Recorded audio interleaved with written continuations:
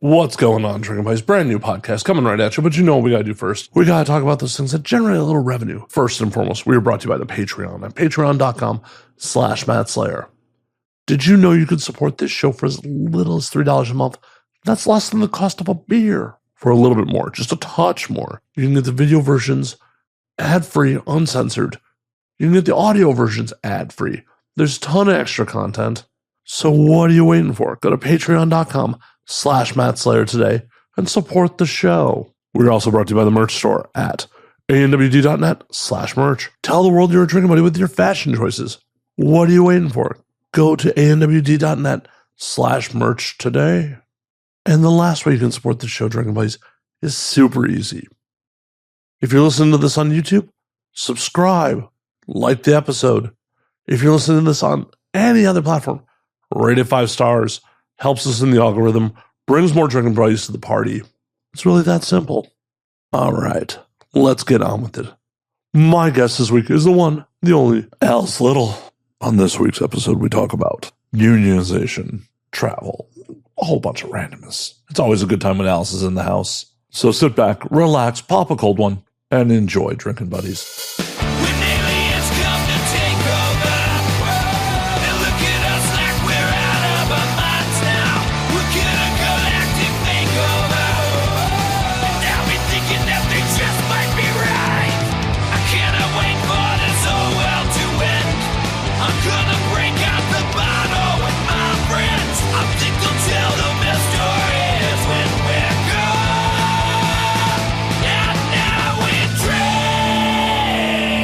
Burning material, before the recorder starts. Bantering. Yep. Bantering for the sake of bantering. Here I go again, drinking.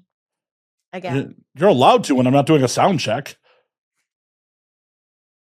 No one said you can't hydrate, Alice. He'll hydrate. That seems a little too close to something else. Oh, good point.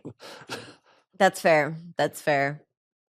Are you making your heel turn? You're going to be evil Captain America now? Definitely no. No.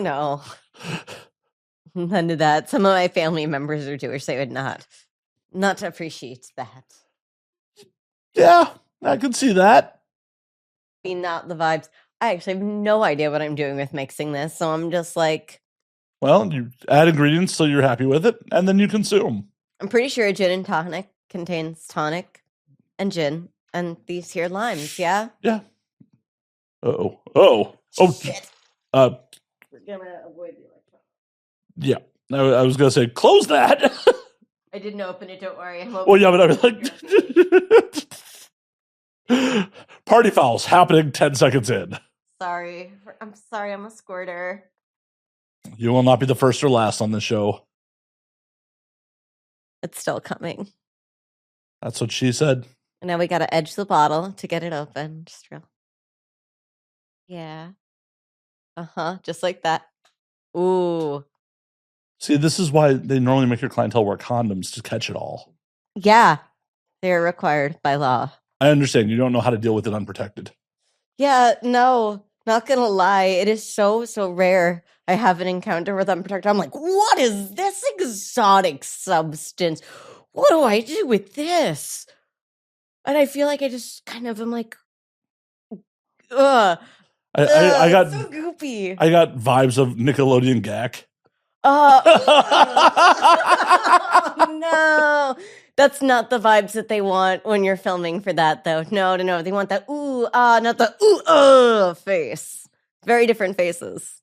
No, I don't know why someone hasn't done you can't do that on television porn parody where like someone gets slimed with a bucket of cum. Have they not done that yet? Surely they've done that yet. I'm sure they have. Come on, there's no way that's not been done. Well, it does not come up quickly in a Google search. Well, somebody needs to do that because that should exist. Oh my God. That's fucked. So in the attempt to find this, there's apparently a Roots porn parody. A what? Roots porn parody. That ain't right. That's some Rule 34 right there. Yep. There's a Chappelle Show porn parody. Oh, yeah, that's not surprising. No, there's a Martin porn parody.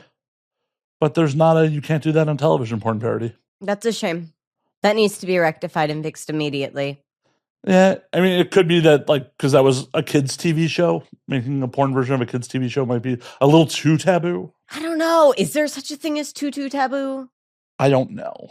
In modern America, like, the pendulum swings so much. This is true. I'll drink to that. That is very real. Oh my God. Nothing like elected officials' husbands being outed as into their bimbofication, which, God bless, but also don't be a giant hypocrite about it, please. Oh my God. Okay. To be real honest about it here, I saw the news. I verified it was real news and immediately started texting friends and say, which one of you released this? Like, which one of you? I know somewhere in the Whisper Network, one of us knew who dropped this because I just want to say thank you. Well, now that it's out, like, multiple people have come forward. It is a work of art at this point. I mean, truly, this is a work of art. Well, and with as much work as Christie's had done, you'd think that, like, she would have been enough for him, but no. No, it's not the same. You got to live it, breathe it, feel it. Yeah, but they could have role played that together. I mean, but it's so much more fun though when you do it behind your conservative wife's back. I guess I would just never be involved with someone who, like, wasn't down to, for the same kind of play I was into.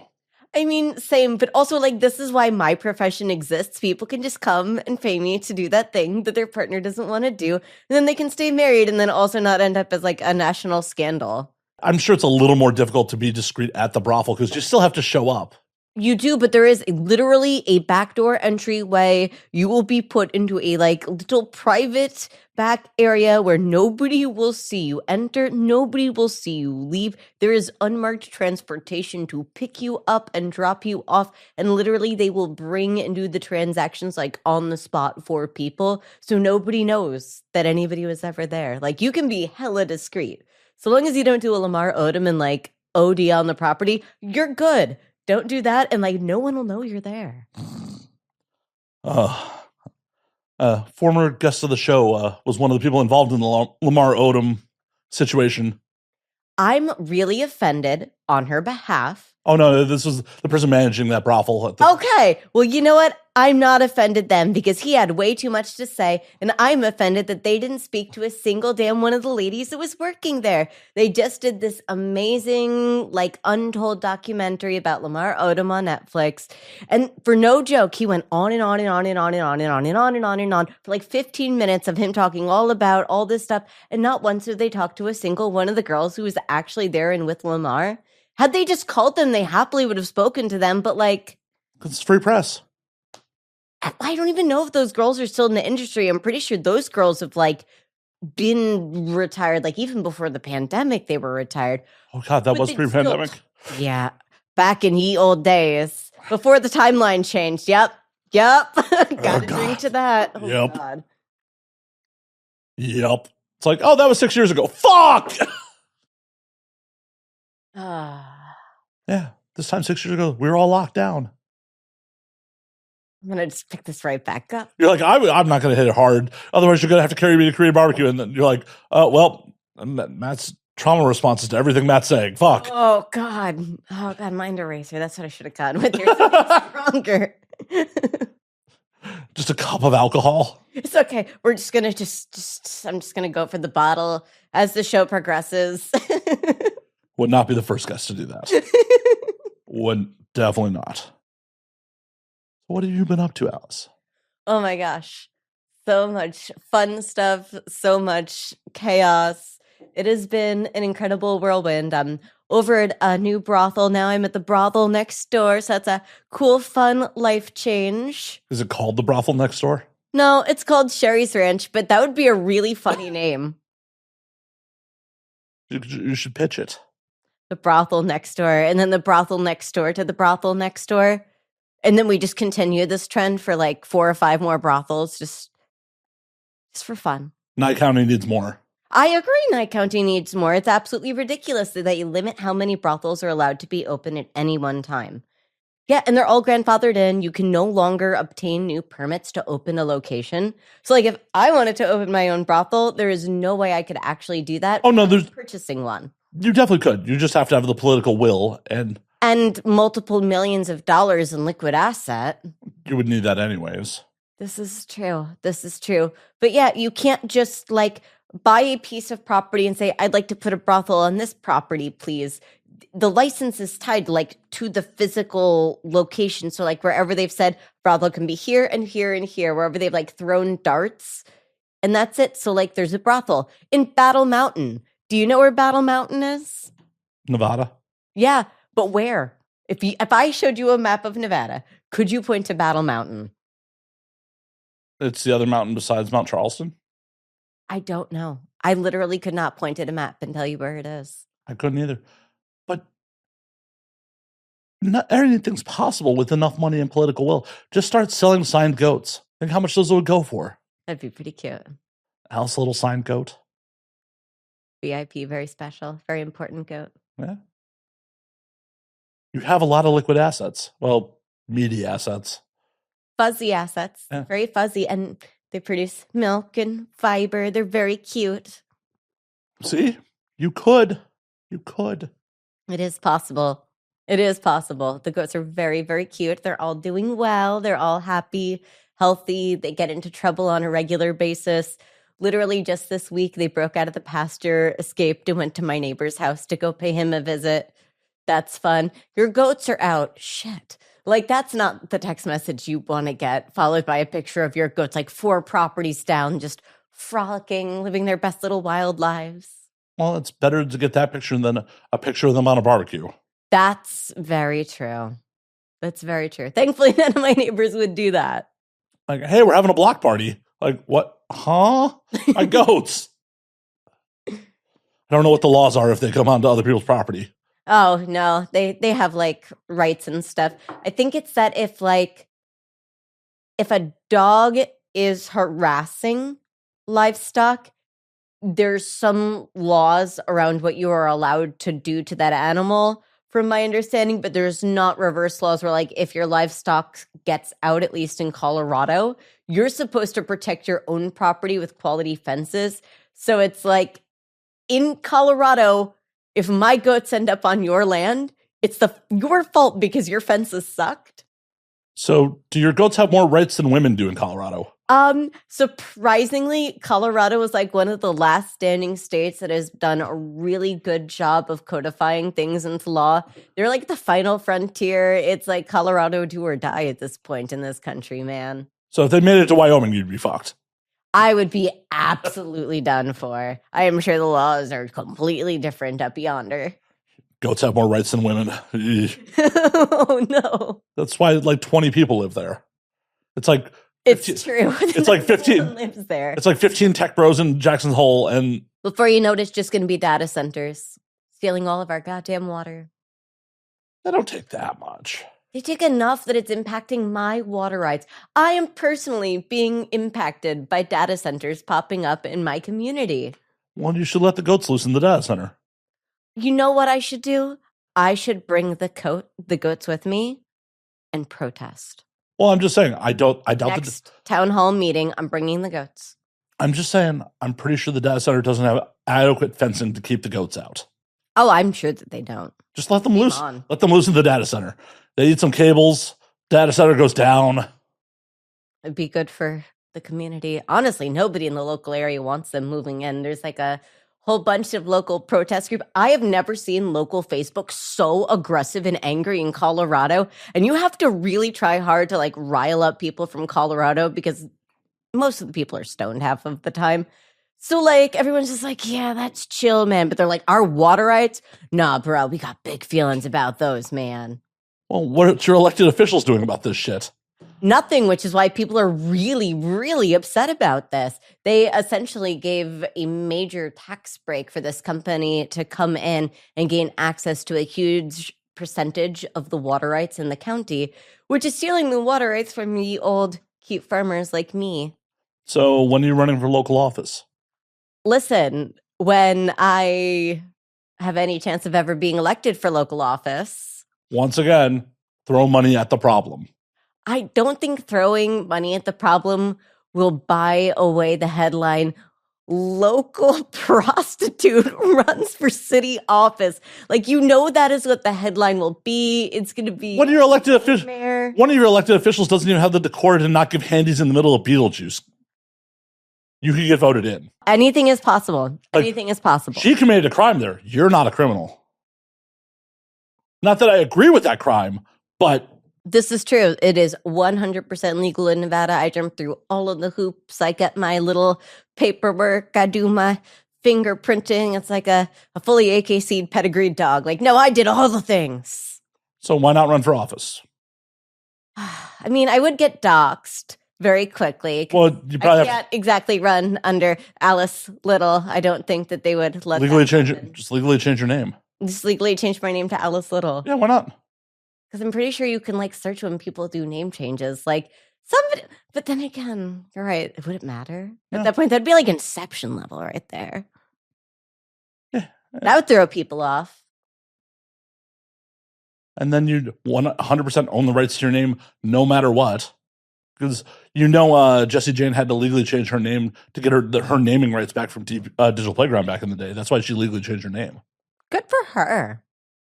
Seriously, cheers to her. Holy shit. What a baddie. That's something that should be talked about more. That's cool as hell. I did not know that, in fact. That's really cool. Yep. There needs to be a Know Your Porn history segment on the show where you just do a deep fact. Just did you know? Dear listeners, did you know? Did you know Matt Slayer's been in the industry too fucking long? No, but it's important that people know their history, damn it. Because if you don't know it, history is doomed to repeat itself. Oh, for sure. And it's not like we have a college class on porn history. Or we don't even have a porn 101. No, we should. You should make this class. You should make this YouTube video. It would be great. I'm not qualified to teach porn 101. Who would be qualified to teach porn 101? Some old school performer who's still around. Nina Hartley. Yeah, Nina's 100% an educator. But I don't love her. She is the greatest human being on this planet. Oh, She's so wonderful. Nina's absolutely great. But I don't know how familiar Nina is with modern practices. No, we would have to have it almost be done in segments of each person documents the time frame that they were working. And so she would be great for the segment of time that she was active in the mainstream industry. Sophia Locke would be really good at it because she's active across the industry in so many different segments. There's so many good ones through the 90s that we could pull. It would be so cool. You should do this. You should do this. I have so much bandwidth for all of this. You don't need sleep. You just need alcohol. I hate to break it to you. I do need some sleep occasionally. Okay, you can take little cat naps. Matt, you're on. Yeah. Yeah. So back in the day, you had to wear condoms. Yeah. To actually legally in LA County, you still have to wear condoms. Which is a wild thing. Just never enforced. Mm-hmm. God, could you imagine? They were for half a second. I really wonder what that was like. See, that's, again, one of those things. What was enforcement practices like at that point in time? Was there a condom inspector on set? It was OSHA. Sure. It was OSHA. So they sent OSHA on porn sets. Mm-hmm. Rated porn sets. Okay, so I want to talk to one of those OSHA workers that got sent to a porn set. I just want to be like, can you tell us about that day for you? Well, and there were rumors, I don't know if this ever came to fruition, that they were talking about having an OSHA worker sit and review porn and look for LA County landmarks in the porn to prove that there were no condoms used in the production. I need to find out if that person exists again. I need to talk to them. They must have such an amazing story to tell. Or they're just so desensitized. Investigative monument. Private investigator, the porn private investigator, the PIP. The couple people who did get hit with it were people that had established shoot houses, and it pretty much happened to be retaliatory talent, ratting out a production that they were upset with for whatever reason. Yeah, that's way less sexy and fun. No, and people I know were hit with 5-6 digit in fines. That's awful. And to think that now we don't even think about such things. Well, and the laws are still on the books. I am sure if someone really wanted to be a giant piece of shit, You'd really have to be a real big jerk about that, though, because that doesn't just hurt that individual. It causes harm to the whole industry. Like, when you get into the personal vendetta levels of things and you don't really pay attention to who else you're hurting with the second and third wave of your actions, things get really nasty really quickly. Yeah, it's not great. Not great, but it's one of those things. It could happen. That was the wild part about the 2016 election, because the 2016 election is when condom statewide was on the ballot in California. And, the presidency was what it was. It went the exact opposite of what we thought. Like, we were all predicting, like, oh, Hillary's going to win. Condoms are going to be mandatory. Condoms are not mandatory statewide. And, well, Hillary obviously did not win. What a year. It was a very surprising election. Yeah. Jesus Christ, wasn't it? But then within a couple of years, that LA County's OSHA was just like, we don't have the manpower or resources to fucking enforce this. So no, it would be absolutely ridiculous. And it was ridiculous to begin with. And the entire concept of it was just really silly. Well, it was one of those things where AHF was the big proponent of it as a way to try to chill porn. Unsurprising. Everything is always done with the idea of save the kids, but it's all about limiting what adults are able to do. I think it was Michael Federosi who's espoused this multiple times. Porn performers are like stunt workers. They know what they're signing up for. They know the inherent risks with the job they signed up for. Allow adults to take the risks that they're willing to take. Yes. At the end of the day, they're independent contractors who are signing on to do these very specific things. They've negotiated it with their colleagues. They understand what their compensation is going to be for these things. They know the risks. They know the benefits. They know the expectations. They know the safety protocols on set. It's not like it's the wild, wild west where everybody's just showing up and having at it. Like, there's a whole elaborate protocol and process that most people have no idea even goes on. Well, yeah, because that's unsexy. Exactly. Because the business is selling a fantasy. The business is selling the fantasy of, oh, you're such a hot slut, you'll fuck everyone. No, they're never going to have the real BTS of everybody breaking out their IDs and filling out the paperwork and verifying all the test results and having the communication beforehand. You're lucky that some productions will still set up and allow the talent to discuss like the safety and like, okay, well, what's our safe word beforehand? Like, you see that for kink sets sometimes, but, like, I don't think any mainstream porn has, like... Oh, it's much more commonplace than it used to be. Like, I've been on ALO sets where that definitely was a discussion. There was someone whose whole job was to, intimacy coordinate. Oh, yeah, but I mean, you don't see it filmed, though. That's not part of the final cut. Oh, hell no. That's what I mean. Oh, no, I mean, the conversation always happens, but you don't see it. It's never filmed and captured, except for kink. Kink will sometimes film that as part of it and release it. See, that's not content I regularly consume, so I was unaware. Yeah, it's actually really cool. And then they also will do a post interview where they check in with everybody and they make sure, how was that for you? Are we happy? Was that good? And usually the girl looks like she's been sobbing, crying. She's covered in God knows how many fluids. Her makeup's destroyed. She's covered in a little blanket sitting there on the thing, and then she's just grinning ear to ear, just like, yeah, it was the best day of my life. This is so good. All the endorphins. Funny. All the endorphins. It's so funny watching those after interviews. I'm like, yeah, you had a good time. That was a good day. The people that are into it are way into it. They really are. And it's such a beautiful thing. Like, I educated in that world for years and years and years. Even before I was working like within the brothel space, I was doing BDSM education and I traveled around. I taught at all the different events, flogging and whipping and all sorts of fun stuff. I love it. I have such an appreciation for that stuff. It's so not my jam. I appreciate it. Okay. Well, yeah, I'm not. I don't think I'm less than for it not being my jam. I don't think I'm less than. All right. You may not be super, super unvanilla, but that's okay. Vanilla's very rare. That's true. Very few things actually are vanilla these days. Usually it's like vanilla spice. Well, actual vanilla only comes from like motherfucking Madagascar. That is true. That is very true. It is a very expensive spice. Right. Chocolate is much more common than vanilla. This is true.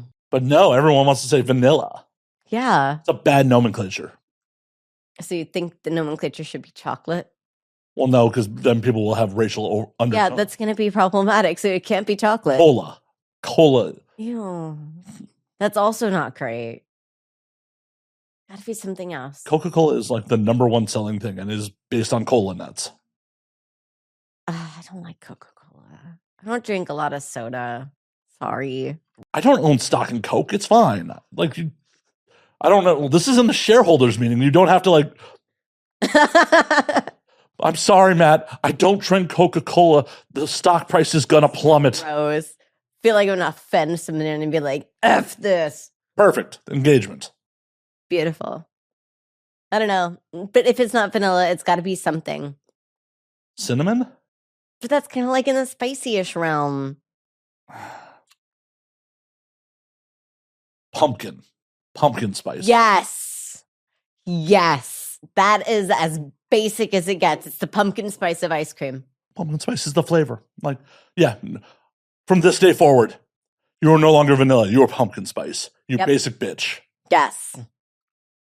I love that. I think we should make it a thing. Pumpkin spice sex. Yeah.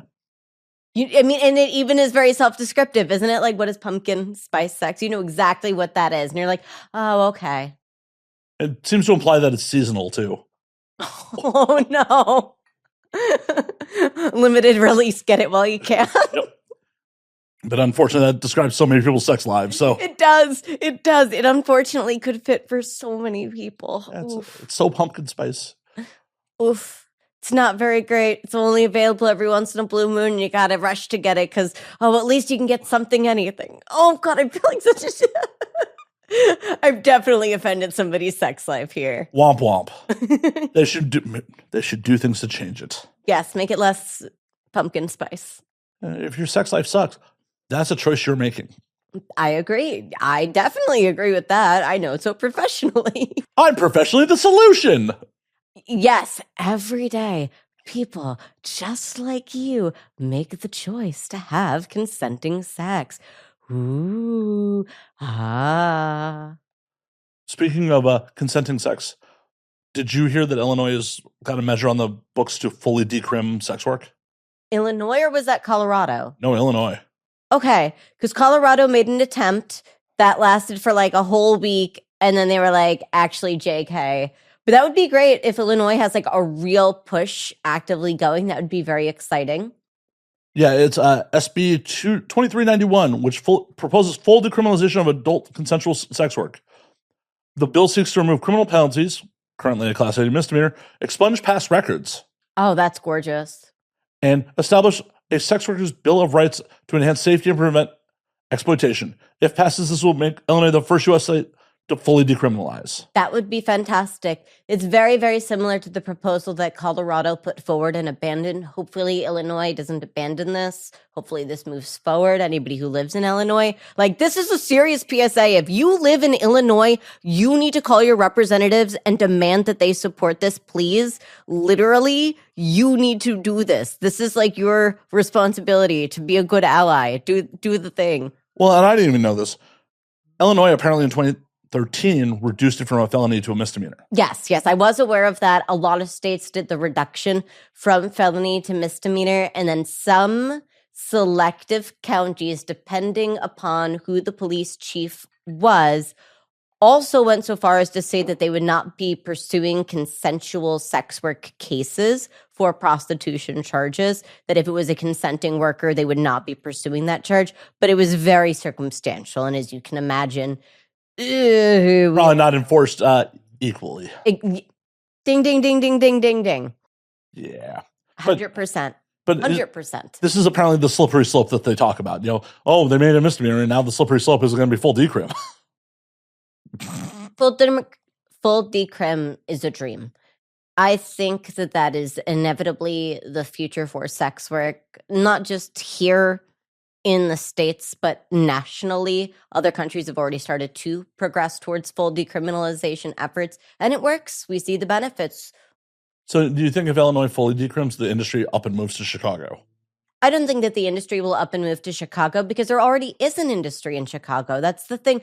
All of this already exists. Well, I mean, full service definitely exists in Chicago, but like adult, pornography, like actual film production. Do you think film? I mean, decriminalization of prostitution wouldn't impact anything to do with like the adult production world for now. For now. For now, the two aren't exactly correlated. With that said, locations that tend to support one do support the other. We are all sex workers at the end of the day. We're all natural allies. And many people who work in one industry also have crossover with the other. Like, I do create content for OnlyFans. I do work with many mainstream porn stars. Oh my God, right? Oh no. We don't all stick in our own lanes. There's lots of crossover and whatnot. Like, it's a beautiful thing, truly. Well, speaking of porn history, that was a wild change that I've seen in my time in the industries.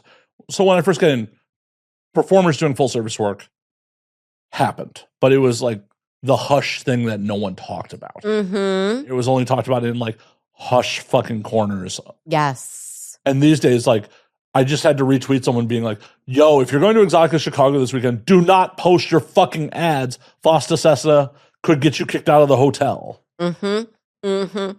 Gotta watch out for people who are undereducated on such things, unfortunately. But the fact that like people in the industry are even putting that PSA out to like, hey, we know you're going to potentially post that you're on tour.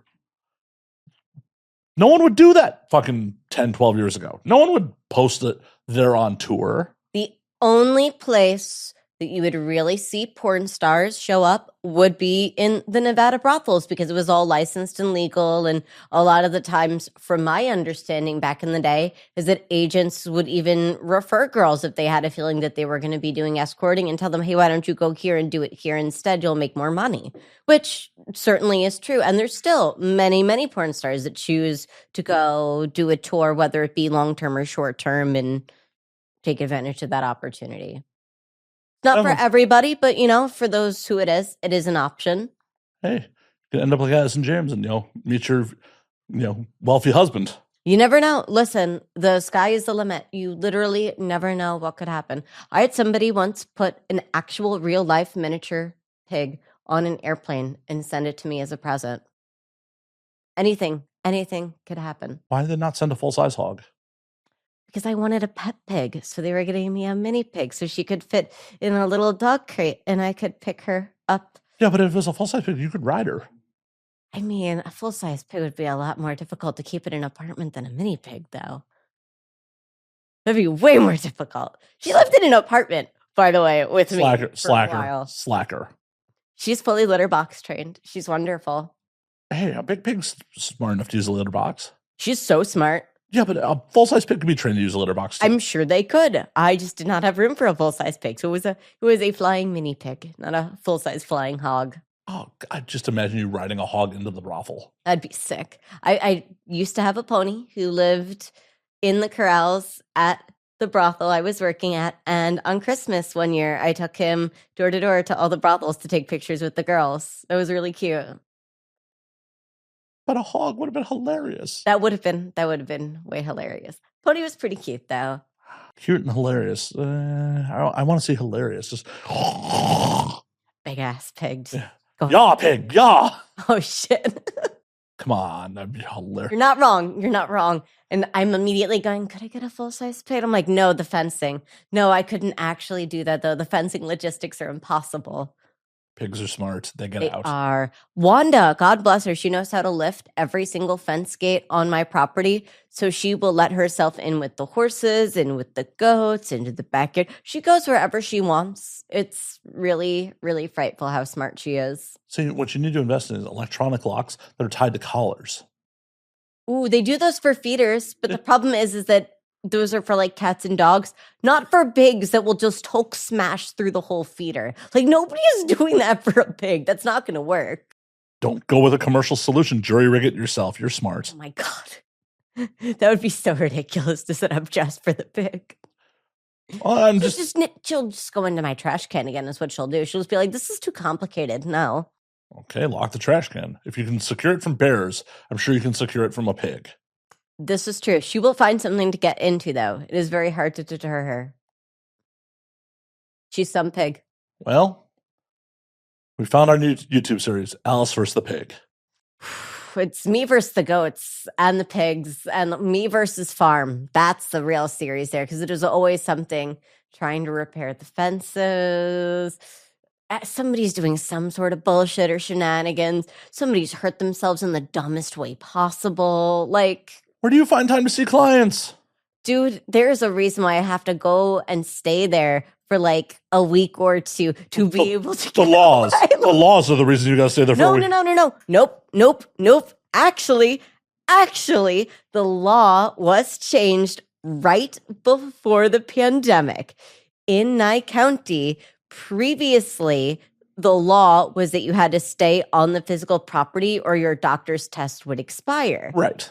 I started a movement before the pandemic called stoplockdown.org. This was a real website, and the goal of this was to stop. I don't think it's active anymore. You can check, but it was stoplockdown.org. And the goal of this was to convince the county to change that particular law. And they did. So the lockdown law changed just before the entire world went on to lockdown. No shit. So technically, girls can now run back into town if they need to. Like if I wanted to go from the ranch into Vegas to like go see the Devil Wears Prada 2 on my birthday, I could totally do that. Yeah, there's nothing legally preventing me from being able to do that now. So that law, totally gone. So you got a law changed already and you're like, oh, I can't run for public office. I can't get a brothel, my own brothel. The fuck are you talking about? You literally have already changed laws. And you're like, nah, I don't know in what world I could possibly do that. It's a thing. I think you're just contradicting yourself here. Okay, well, I can only do so many things at one time. I can't do everything. Well, I got only one of me. We need to clone me. Oh, there's some people that'd be upset about that. Could you imagine? Do you imagine if there were 2 of me running around? Only 2? Why would you stop at 2 if you're going to... An army. Yeah. Why would you stop at 2 if you're going to clone yourself? That's true. I would have like a whole like Willy Wonka army of me. It would be like the unstoppable little force. Have Alice little cage fights. You could have your clones fight each other. That would be amazing. I went to Thailand recently and got to see like Thai fighting. So freaking cool. Oh my God. Not gonna lie, I'm watching that. I'm like, this is kind of hot. This is sexy. I think I need to get into like wrestling or like Muay Thai or something. I'm like, I could kind of be into this. Like second career in like WWE or something. Like, what's stopping you? I mean, fucking, there are so many MMA gyms in Vegas. It's true. There are a lot of them. I don't know who else would be in my like size class though. I'm gonna end up fighting children, but that's okay. Hey, as long as their parents sign the waiver. No, that'd be terrible. As long as the parents sign the waiver. Oh God. It's not permanent damage. They just go to sleep for a little while. It's not permanent until it is. That's the ref's job to stop it. That's true. That's the other reason why I don't think I'd be tough enough for WWE. Like, oh no, I am not that physically tough as far as interns goes. I'm actually quite a fragile thing.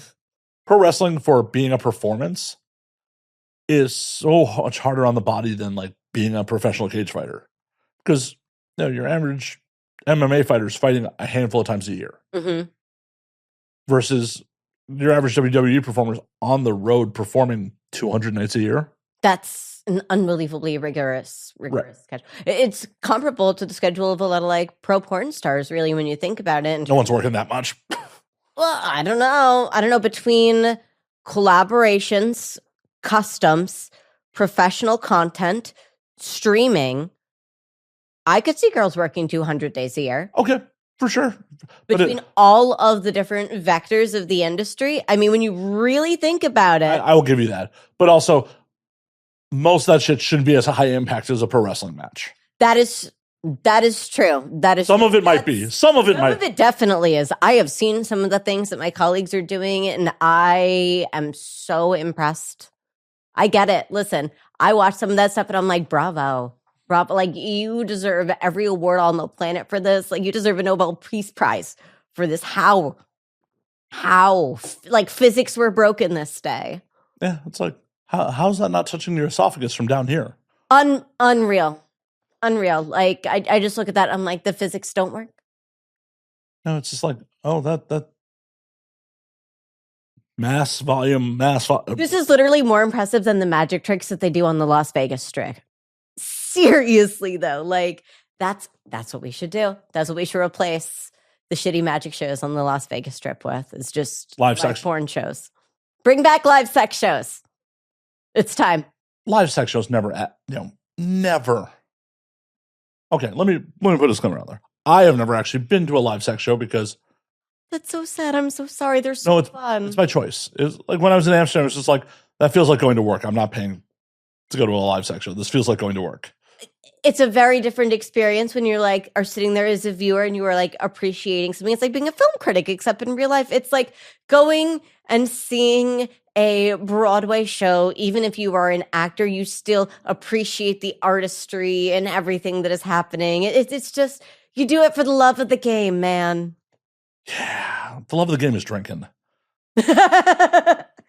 Okay. Well, the love of the game is drinking and having someone stimulate my genitals, not watching other people get their genitals stimulated. See, and I'm like, this is so beautiful. I love everything I'm seeing right now. I literally watch this shit like it's art. Like there's like no, like, oh, this is so hot. I'm just like, wow, this is beautiful. See, yeah, I'm that jaded too. It's just like, this feels like work. It's weird because when you know everybody, it's not very sexy because it's like, I don't know. It breaks the fourth wall, and you're like, oh, I know these people in real life. This is very funny what they're doing right now. God bless. Oh, for sure. I've told this story on air plenty of times. But like one of the last times I was working for ALO, do you know Ethan Cage?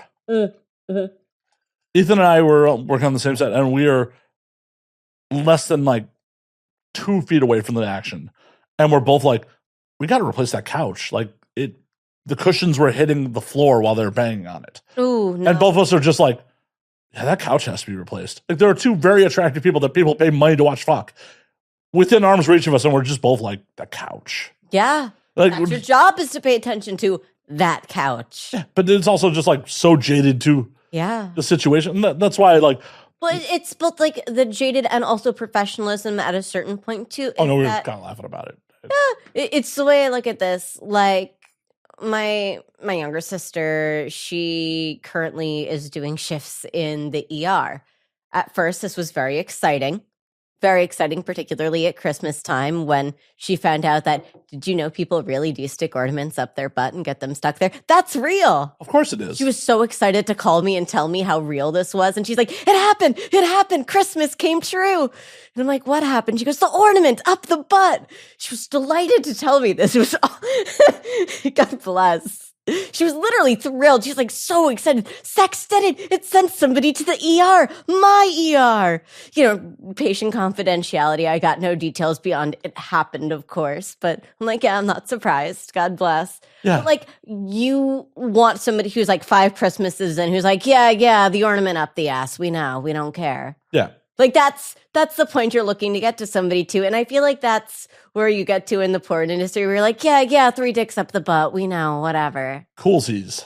Like, that's yay. right. She could have had 2 in her hands, 1 in the mouth, and I don't know, there's open holes. There could have been more crammed in there probably. Well, and half the time when I'm looking at it an editor's eye. It's just like, that's a bad angle. Like, I can't. And we need some more light on these dicks. Right. Well, the lighting's bad. I can't see penetration. Like it's so robotic. It's just like this isn't stimulating at all. No, because the actual reality of filming this stuff isn't really sexy, which is why we have to talk about sexy things because the actual reality of doing it isn't sexy. But the end product sure looks great. Well, yeah, and that's why everyone thinks it's easy because if your end product is done well, it looks easy. It's just like the Olympics. Yeah, you see them twirling around up there, doing their whole little like gymnastics machine. You're like, yeah, I could do that on a pommel horse. No, you couldn't. Can you even do a push-up? Can you make it onto the pommel horse? Step 1, mount the pommel horse. And I'm not even talking like suspend yourself up on the pommel horse. Can you get onto it? Yeah. Yes. Like, are you physically? I don't think I could. I definitely couldn't suspend my weight on a pommel horse. I would need a real big leap. I'd need a little bit of like uppies help for that. Yeah, at least you're like gymnastic size. That is true. I'm the exact same size as Simone Biles. See, I'm not gymnastic size, so no, maybe not. Not so much. But there is an Olympic sport out there for you. Maybe handball. What am I, yuppie? Table tennis. What am I, a fucking yuppie handball? I don't know. Pick a sport. Do sailing. That'd be cool. Curling. There you go. There you go. That's sexy. Curling's real sexy. You're super aggressive scrubbing back and forth on the ice. Yeah, I feel like sexy. I feel like curling is a drinking sport. It is a drinking sport. You're literally just like it is 100%. It is. It's just like, oh, all my partners do this. Come on, you know those guys are great in bed. You know they got the technique down, the full body action. Possibly. Well, the Olympic villages are supposed to be, fuck fests. They burn through all the condoms every year. Every year. So many goddamn condoms every year. I tried to find an Olympic condom on eBay. I wanted one as a souvenir. I thought that'd be really funny to like frame and hang on my wall, just an Olympic condom, and then just like condoms from all the years of the Olympics. Wouldn't that be such a cool shadow? It'd be more amazing if you got personally used condoms from every Olympics. Oh man! Oh shit! I don't think that's gonna happen. That'd be crazy. What? You don't think you can bang an Olympian? Listen, I can neither confirm nor deny that I have been with an Olympian. Well, why didn't they bring you a condom? Why didn't they bring you an Olympic condom? Because neither confirming or denying is not a no. If it didn't happen, it's not. If it was it's not anything. It's a non-answer. Right. It's a non-answer because we don't tell in the brothel world. But if it was a no, it would just be a no. So it wasn't. There is no confirmation. There is no comment. There is no comment at this time. Right. It's plausible deniability. But if the answer was no, the answer would just be no. That hasn't happened. I'm not wrong. I'm not going to comment because I feel like I'm just going to dig a hole. You will. It's like pleading the fifth. It's like, oh, I'm not going to self-incriminate because I'm not going to give details of what that incrimination is. But there's definitely something there to self-incriminate when you plead the fifth. Yeah, that's true, isn't it? More people should just take the fifth to like throw people off or something maybe. I don't know. Everyone has it in their head when you plead the fifth that something happened. But you have to be able to prove a crime beyond unreasonable doubt. Therefore, it's a blanket, I'm not self-incriminating. This is very true. This is why everybody should just ask to talk to their lawyers immediately and not plead anything and just don't say anything. It's like those two pot lawyers who are just like, shut the fuck up. Yes. Oh my God. Yes, exactly. Yes. They are exactly correct. Back in the day, the guy who used to do internal security for when I worked on the armored car company told me he was a homicide detective for CPD for 30 years before becoming our internal security. He was like, oh, once I got you in the box, I could break almost anybody because people want to confess. That's interesting. The guy who wouldn't say a word and would just point his lawyer's card, I knew I had no chance with. Like, you'd go talk to him and he would just point his lawyer's card. Not even say lawyer. He'd just point his lawyer's card. Saying fucking nothing. Anyone else, once you talk to them, befriend them, they want to tell you the story. They want to prove, convince you on how they're not the bad guy in the situation. You spilling his secrets. I don't even know if he's alive at this point. Shit, this is 20-something years ago, and he was already a retired 30-year veteran of CPD. Legit. Folks who have worked in that world are so freaking cool. Not gonna lie, the stories that they tell fascinate the hell out of me. I love cop TV shows. I'm like, yeah, tell me stories. This is so neat. So what do you think of the current YouTube trend of body cam footage? I support civil documentation in any and all forms and fashions. We in this country have a legal right to be civil witnesses to things that happen. So much in the same way that a pedestrian can and should be filming any and all police interactions and releasing that footage, I don't think I am opposed to the release of body cam footage because first-person documentation of what has actually happened is something that it's first-person evidence. It speaks for itself quite literally. With that said, AI is, I think, really the big problem with that trend, in the sense that AI popularization has gone hand in hand with the release of body cam footage. And so a lot of what is being released isn't actually genuine body cam footage, but you're getting these AI doctored things which tell a different story from what reality is. So what we really need is for people to have media literacy around the videos that they're watching to first determine, is this a real body cam footage video versus something that's AI? Thank you for coming to my TED Talk. And you said you weren't running for office. That was such a political answer for, what do you think of this as an entertainment medium? Well, it's really complicated because it's like so much more than just entertainment. I mean, it speaks as to like whether something should have or should not have happened. People cast a lot of moral judgment around these things. It's very involved. It is very involved. Hell, last week tonight I did a very good segment on it a month or so back about how even with body cam footage, things can be misconstrued because your own field of view is just from here. And they showed like two people dancing at very close range, and it looked like a violent attack on the body cam because the body cam's shaking. You can't see the full field of view. And what the cop's saying is being recorded. They know it's being recorded. So it's like there was an incident of someone who absolutely was not resisting arrest, but because of the tight shot of the body cam and the cops are screaming, stop resisting, the guy got convicted. So he was almost in a worse state because of the body cam footage. That very much so speaks to the need for everybody to be recording police interactions. If you see something, stop, pick up your camera and record. Stay on the scene. Make sure that you share your contact information either with that individual, get the case information, get the officer's name, make sure that that footage ends up being available once that case reaches trial. It's very important as citizens that we all do our part. Speak for yourself. My thought process is like, it's not my turn to give a fuck, and I just drive away. See, if I was in that situation, I would want somebody to care about me. And like, odds are, as a very petite, little, pretty white girl, I'm probably not going to find myself in a bad scenario. No, you'll just be in the trunk. That's terrible. That's terrible. But like, I'm probably not the person that is being targeted for these kinds of attacks. So I feel like very much so it is my role as the person with a certain level of privilege to stop, take out my camera, and make sure that like there isn't harm being committed against other people. Well, so in modern society, it's such a weird situation because it's like there are times where, yes, people are sitting there filming, like not even just talking about police interactions, like other violent interactions, where it's like back in the day, someone would actually potentially physically intervene in these situations, but they're much more likely to just pull out their phone and film it and let it, play out in front of them. And I'm of two mindsets about it. It's like, one, well, having that footage is great for whatever happens down the road. And two, you don't know how this is going to escalate and how much you're putting yourself in personal danger to intervene.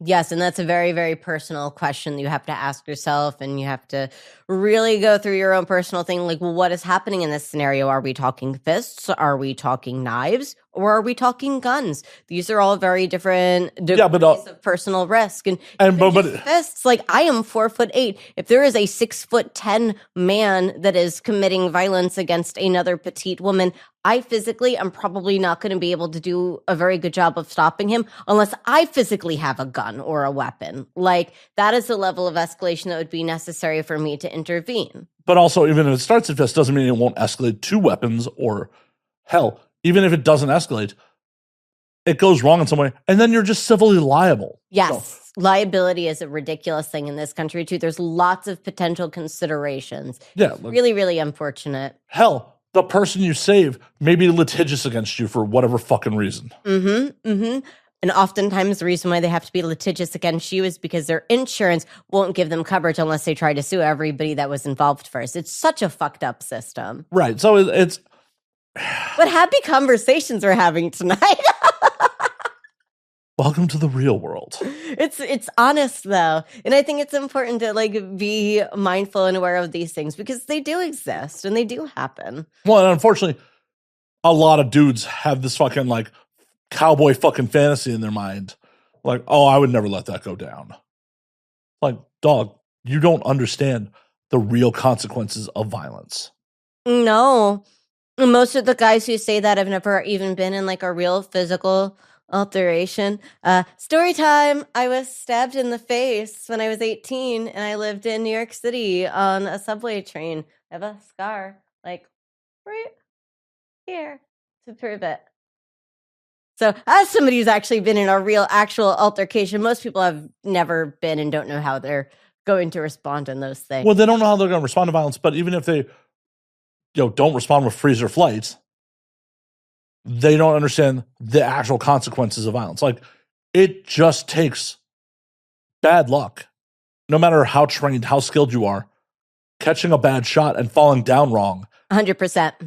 could be life-altering. Yes. Oh God, yeah. I mean, literally, had it been just a little bit like higher up on my face, it easily could have gotten my eye. Like, But I'm assuming in that situation you weren't instigating it, though. no, I was literally just like taking the subway home, and the guy asked to take my bag, and I told him to go fuck himself, and then he put a knife in my face. It was not super fun. No, definitely was not. He did not get my bag, though. I kept my bag. Was it worth it? It wasn't a particularly nice bag. I was like 18 at the time. I didn't have any money. It was like a little crappy bag. I just didn't want to give him my bag. It was the principle of the matter. It was my goddamn bag. Right. Was the principal worth it? I think so. I mean, Okay. I sounded like a badass, and I'm like, no, fuck you. I'm not going to give you my bag. And that's a personal decision. I'm not saying you're right or wrong in that situation. I'm just saying, in hindsight, being, years after the fact, was your 18-year-old self, was that the right decision? 18-year-old me made lots of interesting life choices.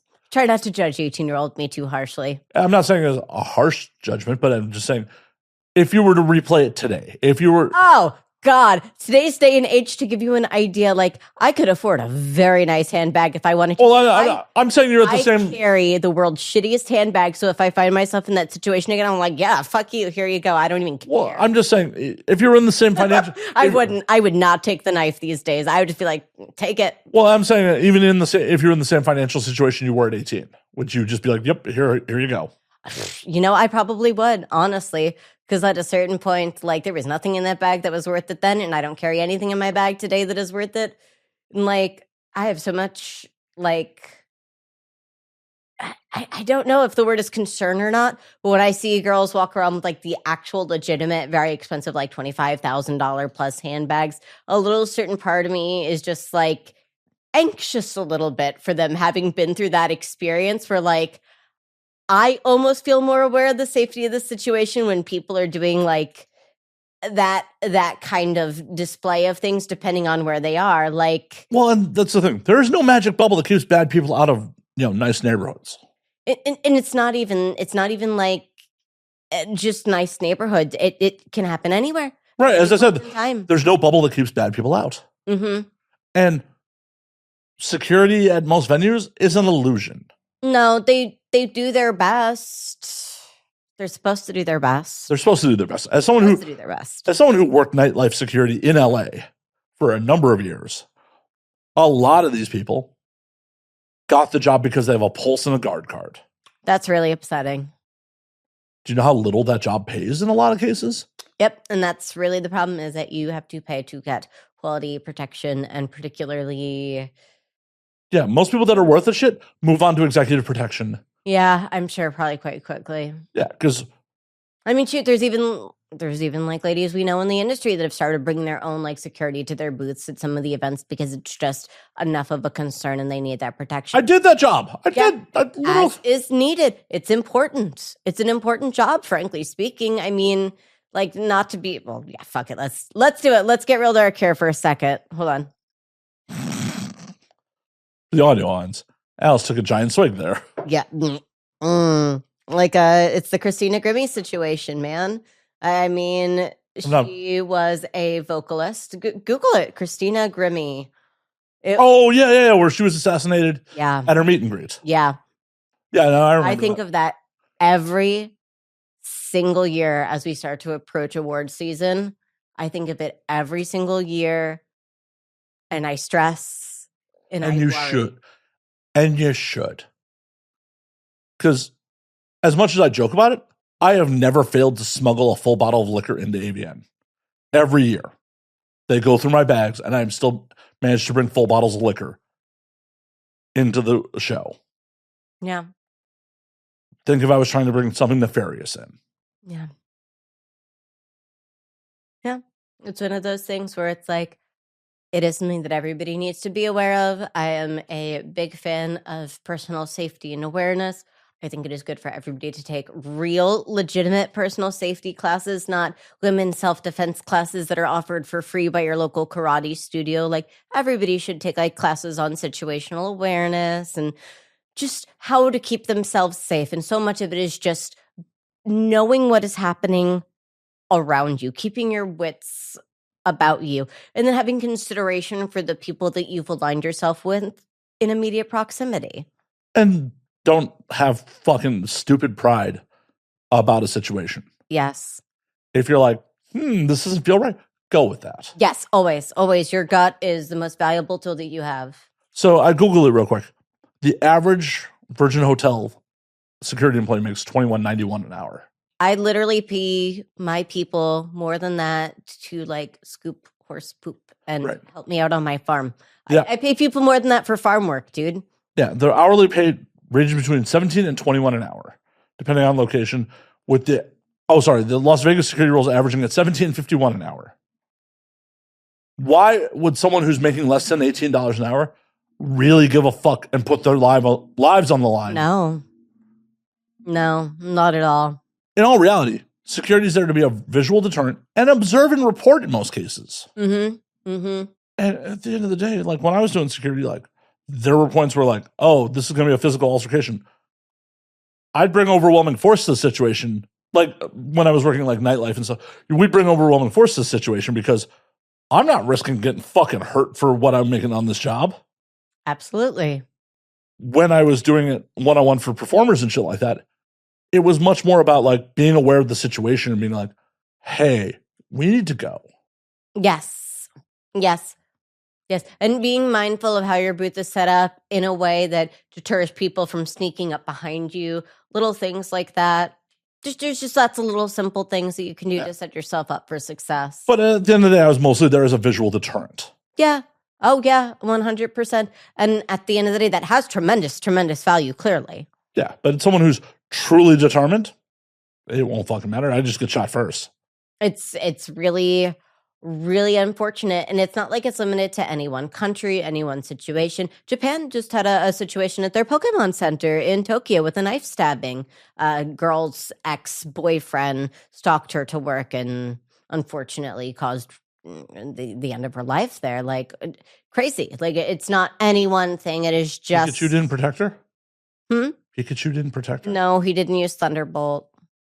Wasn't very effective. No. Oh! I don't know whether to laugh, cry, or clap. That might be the joke of the night right there. And it's not over. Oh, shit. Damn, dude, I set you up way too nice for that. That was T-ball. That was... Oh. Ouch. Hopefully it was over quick for her. Awful. Awful stuff. But yeah, that's why... No, humanity's always been awful. Like, just because of the internet, we're more aware of it. Because 20 years ago, would you have gotten news about Japan? About a stabbing in Japan? No. Probably. Well, maybe 20 years ago. Not 30. Definitely not 30. No, I was definitely not paying attention to the news 30 years ago. Well, it wouldn't have made the news 30 years ago. It wouldn't have been readily available on, to be easily digested via electric fucking medium 30 years ago. And it wouldn't have been 20 years ago. 2005, Twitter wasn't a thing yet. 2006. Fuck. It's 20 years ago, it's 2006. Not 2005. You're old. Shit. Ouch. You even in your 40s yet? Right. Talk to me when you're in your 40s. I feel old. Wait till you're actually in your 40s. Then you'll feel old. Okay. Legit. Yeah. I was woken up at 5 o'clock in the morning last night with a Charlie horse out of nowhere. Ouch. I'm just like, my legs just like, oh, hey, Charlie horse. I'm like, okay, well, I guess I just got to suffer through this and like stretch my leg out. And Oh, well, I'm not looking forward to that. Well, take better care of your body than I have. I'll try. Do my best. It's not very difficult. Oh, no. Brown liquor. Good stuff, good stuff, good stuff. But away from all this horribleness, I want to hear more about Thailand because that's one of the few places I've not been. Oh, my God. You need to go to Thailand. Thailand is so beautiful. Tell me more. It is gorgeous. It's really, really easy to fly all throughout the country. So once you're over there, you might as well just go see the whole damn thing while you're over there. Oh my God, Chiang Mai is unbelievable. The temples are gorgeous. I went out to a wildlife tour that's a part of a national park where I got to see wild elephants and a wild tapir. And I was literally like from me to like just down the hall of your apartment from a wild tapir. What the fuck is a tapir? Google it. They're super cute. Explain to the audience. It's like it's an animal. It's a cute. Humans are animals. It's a four-legged animal, and it has fur, and it's. You're like supposed to be like an animal expert. White, and it has a long nose. It's an anteater? No. You just described here. You just described an anteater. It's different. It's a tapir. You're literally an animal person, Alice Little. What the fuck? I am, but I'm not good at describing them. I'm not an artist. You are too an artist. Don't. I don't draw things though. But this is describing it with your. I'm not asking you to fucking draw me a fucking painting and hold it to camera. Describe it with your words. Holy shit! Could you imagine? Like you have to draw a tapir right now. 60 seconds. Shit. Alice Little Pictionary. Oh no, it would be bad. All you would get is hilarious. It would just be a picture of a dick. That's all you would get on this show. It would just be pictures of dicks. It sounds like when I play Jackbox. Anytime there's a drawing game, it's like I just draw a penis. Yeah. And poorly drawn penis at that. It doesn't have to be good. No. Honestly, it's better when they're bad. Badly drawn. I was about to say, like, classified badly. You have so much more experience with penises than I do that I will take your word for it. Badly drawn ones are hilarious. But yeah, it's unbelievable. Certainly worth traveling to. Oh my God, you can get massages for like $10 an hour. Like for real, it is like $10 USD. Happy ending or no? I did not experience a happy ending personally. Ooh. But there are very elaborate areas for this. They are far ahead of us when it comes to sex workers' rights. They have brothels in Thailand that are completely owned and co-opted by the women workers themselves. One of the politicians, Michai, who is also responsible for bringing condoms to Thailand back in the 70s, set up a nonprofit that does education for the children of sex workers. So they're like years and years ahead of us when it comes to like sex workers' rights. So this is all things you could be doing. Yeah. I mean, we don't need a whole education system for sex workers' rights because we don't have like customary sex work being generational in this country, but like... We do, just unofficially. Yeah, that's true. Or sometimes officially, and then people do press releases about it, which is always kind of interesting. It's always a choice when it's like a mother-daughter duo doing a scene together. Yeah. That's a choice. Yeah. I had a mother and daughter work at the brothel at the same time once. That was very bizarre to be in that scenario. I'm like, how fucking weird that must be for the kid. God dang, man. Who worked there first? The kid. It's probably for the best when you think about it. Like, that's probably the only appropriate way for that to go. I don't know. Weird. The other way. The opposite, I think. It's a little weird to work on. It's kind of just weird, period. Listen, I don't judge. I don't stigmatize at all whatsoever. But we literally just did. We called it weird. We literally just... weird. It's a little bit, maybe a little. We're like, we don't stigmatize it. It's weird, but we don't stigmatize it. Listen, we don't judge. We don't judge. Listen, we literally just did. Calling it weird is judgment. I adore her. She is a wonderful girl. I hope that her and her mom made a shitload of money.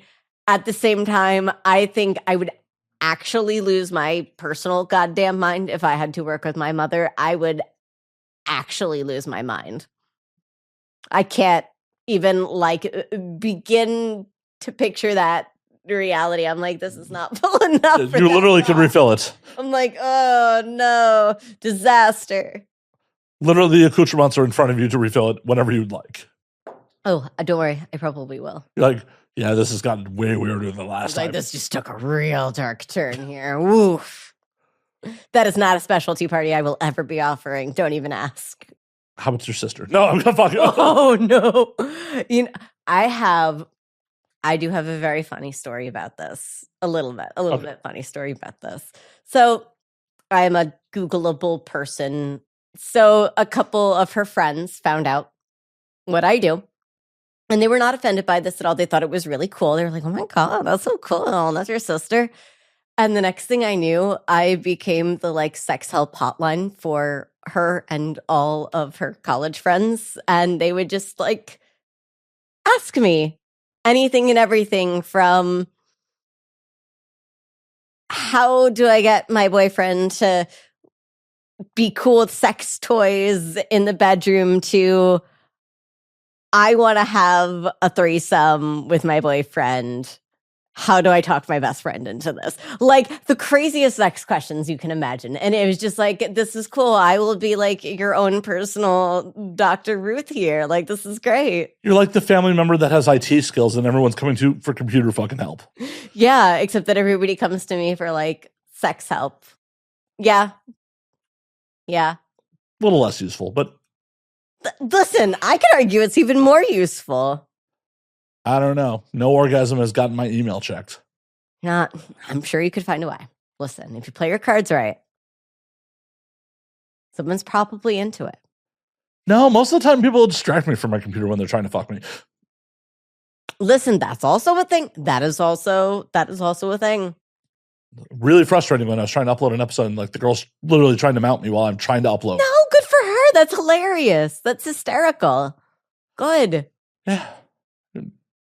It was good until it wasn't. I think it's hysterical, personally. Listen, people are into everything here, man. People are into absolutely everything. Well, I literally like she pulled my pants down like, you know, and started mounting and successfully mounted me. Not even tried. And I'm just like, I gotta upload this week's episode like while she's riding me. I'm like, just give me a minute here to finish the upload, please. It's free use at that point, man. It's just I mean, I technically was the one being free used because I you were the object in the scenario. Yep. Just like, please, just give me a minute here. Like, Unbelievable. I love it. I have deadlines. The trials and tribulations that go into getting the podcast up every week. That is not that one has not been a trial and tribulation in a number of years. So that was a long time ago. And that girl currently hates me. So oh no. Whatevs. Fair. That's fair. Could you imagine that as like a whole sex party? How crazy that would be, just like trying to distract your partner while they're working as a sex party. I mean, it'd be pretty fucking hilarious. Like, that'd be great. That'd be a great theme for a sex party. A sex hackathon, like it's all coders.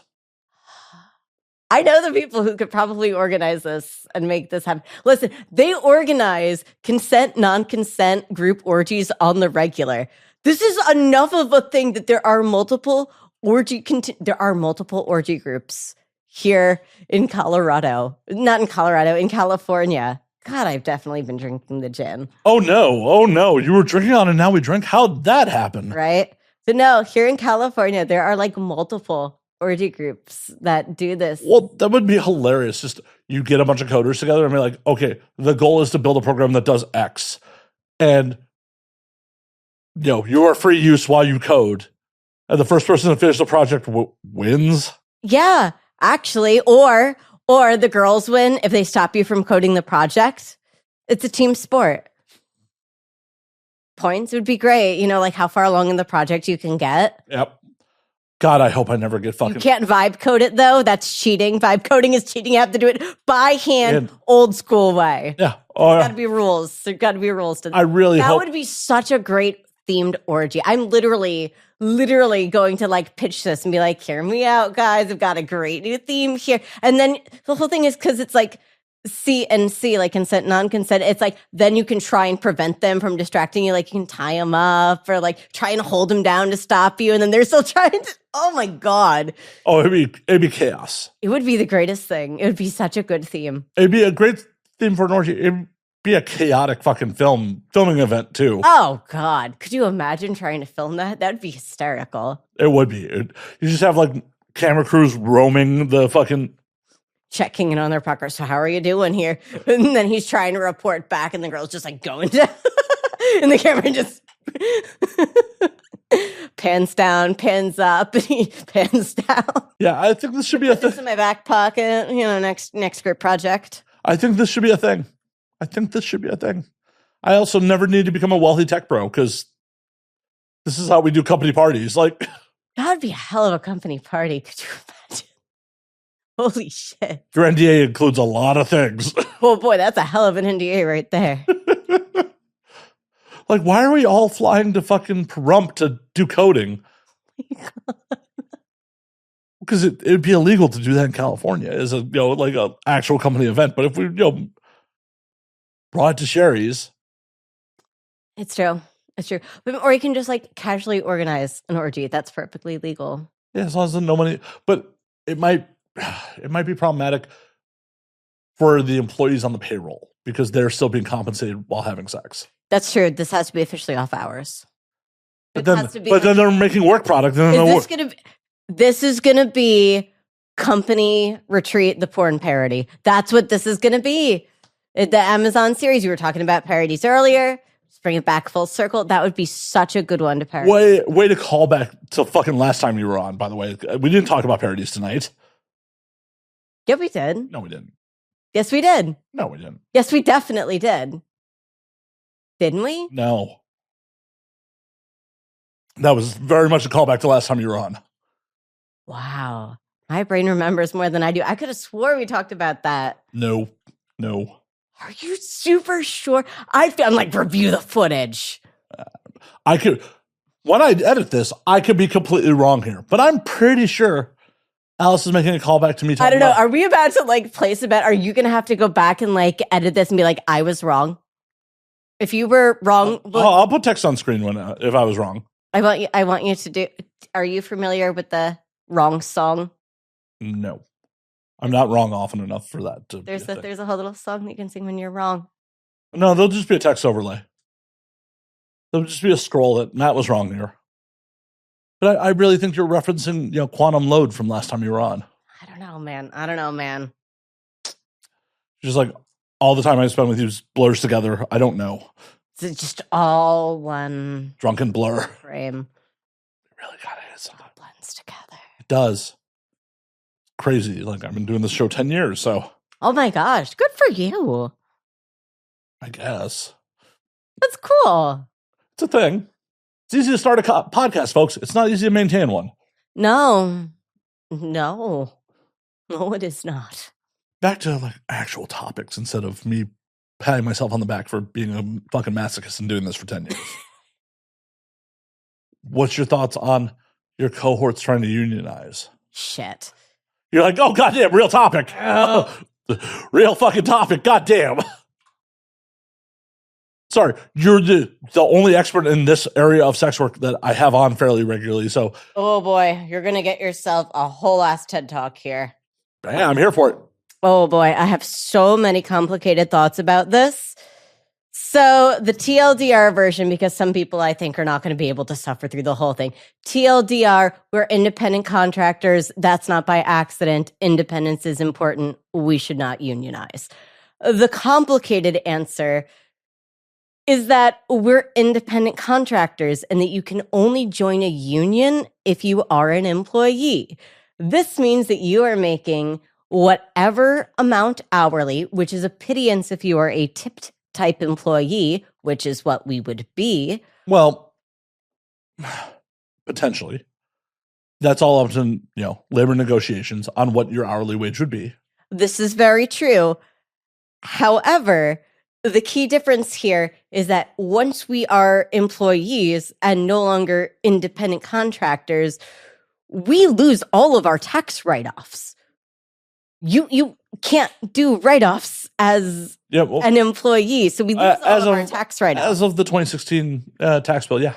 Yeah, so not only do we lose all of our write-offs, but now we are hourly employees. How does that work in a brothel?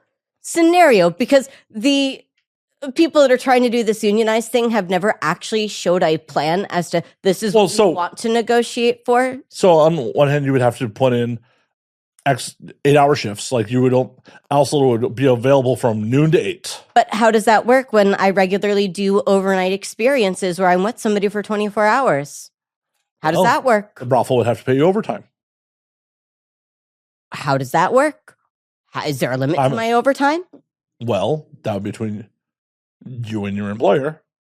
I don't think there's any labor laws that specifically stop you if you consent to working those hours. I'm pretty sure that there's certain laws that say you're not allowed to work like 24 hours. Surely, if you were allowed to hire people to work 24-hour shifts, Amazon would be hiring people to work unhuman hours. I'm just realistically speaking. Definitely not in California, because like there's a certain point where if you work so many hours, you pay double time. It's just not economically feasible to pay someone double time when you could just bring on someone else for that shift. This is true. Like the difference between you and an Amazon employee, you bring a unique fucking thing to the workplace. Like you can't just replace Alice Little with someone else.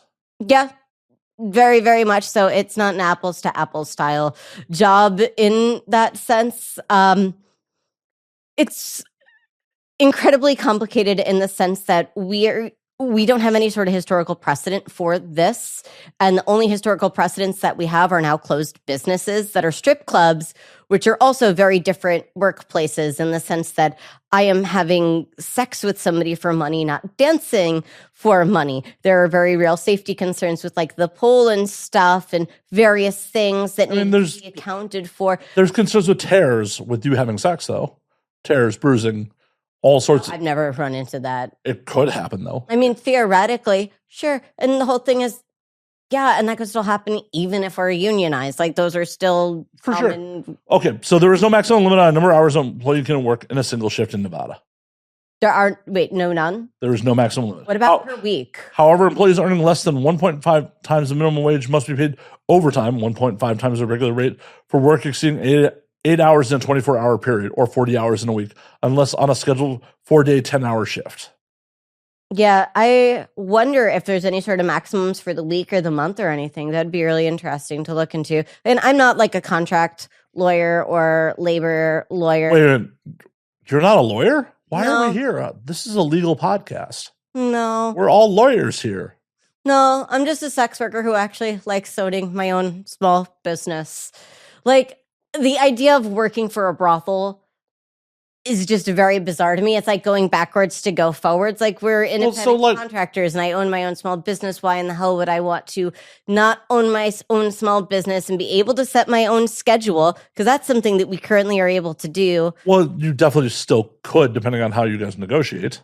Well, that's the thing too.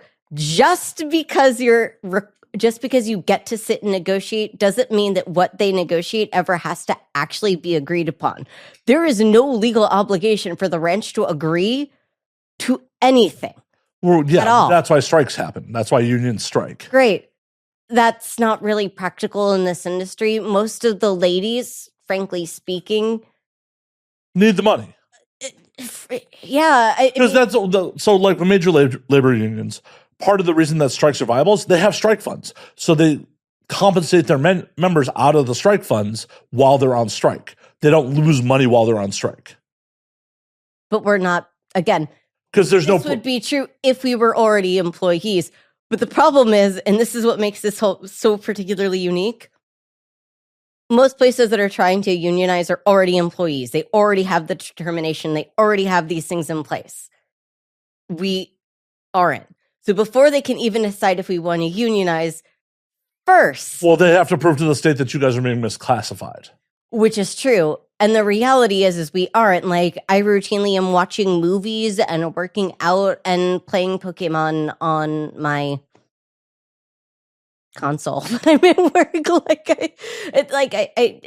When we're on shift, we get to do whatever the heck we want. Like, we're not required to sit and be present in the physical location for 8 hours during that time. Right. If we are employees, absolutely that is something that is going to change and we could be required to do such things.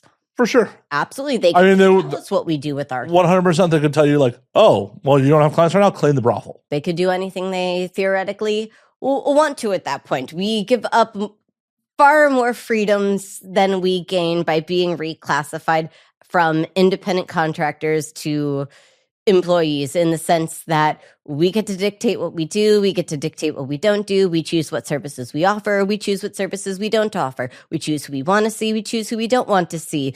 We don't have to negotiate with anybody if we don't want to negotiate with them. We don't have to do anything that we don't want to do unless we want to do. And all of that goes away once you are an employee, because once you are an employee, they're legally allowed to be able to tell you what to do. And that, in my opinion, leads to far more exploitation than anything else that currently exists. For sure. For sure. I mean, it's a weird situation. I could feel a lot more passionately about it if it was coming from anything that was based in reality. The problem that I have is that both the argument and the solution is theoretical. The argument is that, oh, the ranch may potentially abuse the use of these images. Theoretically, that is what they are fighting about, is AI image usage. Well, then why would they not argue that on an independent basis on part of their contract as a contractor? Pretty much, and they could, and like... Do they have your likeness rights? Likeness? No, I haven't signed. I'm trying to think. It's, again, I'd have to pull it up directly in front of me. They have the ability to use the pictures, like the pictures that are on the website. I have to sign the rights of those specific pictures. Right, but what does it entail? But how can they exploit those pictures? How are they allowed to exploit those pictures? Are they allowed to exploit just on the website, just for advertising purposes? How are they allowed to exploit those images? Realistically speaking, I mean, actual real life practical way that this stuff is being used, pictures get used on the website. Right. But like, get used in blog posts. What are they allowed to do? Could they resell your image to train an AI model? I don't. Is there anything in your contract that restricts them? That restricts them? I signed. I'm trying to think if the word AI even appeared in the right, but it doesn't have to appear depending on how. I'm not a lawyer. I'm definitely not a lawyer. I'm not, but my lawyer looked at it and was like, "Okay, that's." But how long ago did they look at it?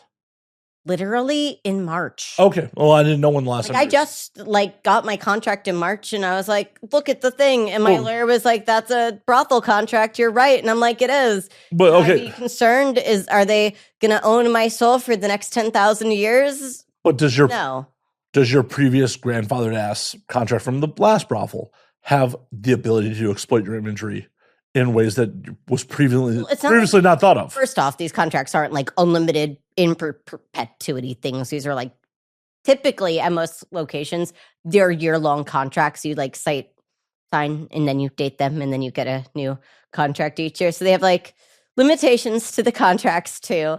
So like I don't know. I've never worked at a brothel, believe it or not. Yeah, I mean, it's like any other business. It's really not that like particularly unusual in its setup. Like if ladies no longer work in the industry, the location no longer has that lady on their website, and then they don't use that person's name, and then they don't use that person's images. In a moral world, and most likely in practice, you are correct. What can they get away with by the letter of the law? What can they get away with via the contract if they decided to? If they decided to be... Maybe there is a theoretical loophole by which they could exploit. From the contract that I received, there wasn't of anything concerned to my lawyers. I did not review every single person's contract or every contract from years past. Well, you're an independent contractor. You're not the union steward. Yeah, so like, at least in my contract, there was nothing that felt particularly concerning to me or to my lawyers. And it's like, we make so much money for these locations. We split everything 50-50. Except apparently the limo cost comes out of you guys. Some other people have complained about that. Limo costs, and this is an interesting thing, vary from ranch to ranch, but pretty much every ranch has something in the same way that every strip club has something. And then also the marijuana shops in Nevada also have the same sort of thing that if somebody brings them by, there's like a kickback perk. Free rides aren't free in Vegas, particularly with like adult and vice entertainment. Well, yeah, someone's got to pay. But That's from what I've had other people that have worked in brothels complain about, like the fact that it was coming out of your 50%, not the house's 50%. have to double check again. I think it's like 15 and 15 is what it ends up being. Every location is slightly different. Well, and also, you have years of experience in brothels. Some people who are newer to being a brothel worker, being a courtesan, may get fucking a bad deal.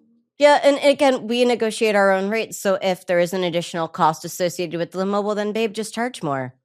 Just ask for more money or offer less service. Like just, I don't know. To me, it's just like, okay, well, that's the cost of doing business. You factor in the cost of your rates and you just adjust by whatever percentage. Cool, whatever, life goes on. Well, like when Addison James was on recently, she was like, I had to pay the full cost of limo, and sometimes it wouldn't tell me that someone took a limo out. Oh, see, they very, very clearly communicate those things. I would be very surprised based off of my experience with the communication system that it was not made abundantly clear to somebody that that is how somebody arrived. But again, everybody's experience is different. Yeah. But like the long and short of it is that overall the existing system by far benefits me far more as a worker with the freedom to be like, there's no like, I have to work once per month. I could show up once every other month if I wanted to, or once a quarter if I wanted to, or just be gone for 6 months. Like, we make so much money for these locations. They aren't going to make money if we choose to take our contracts somewhere else.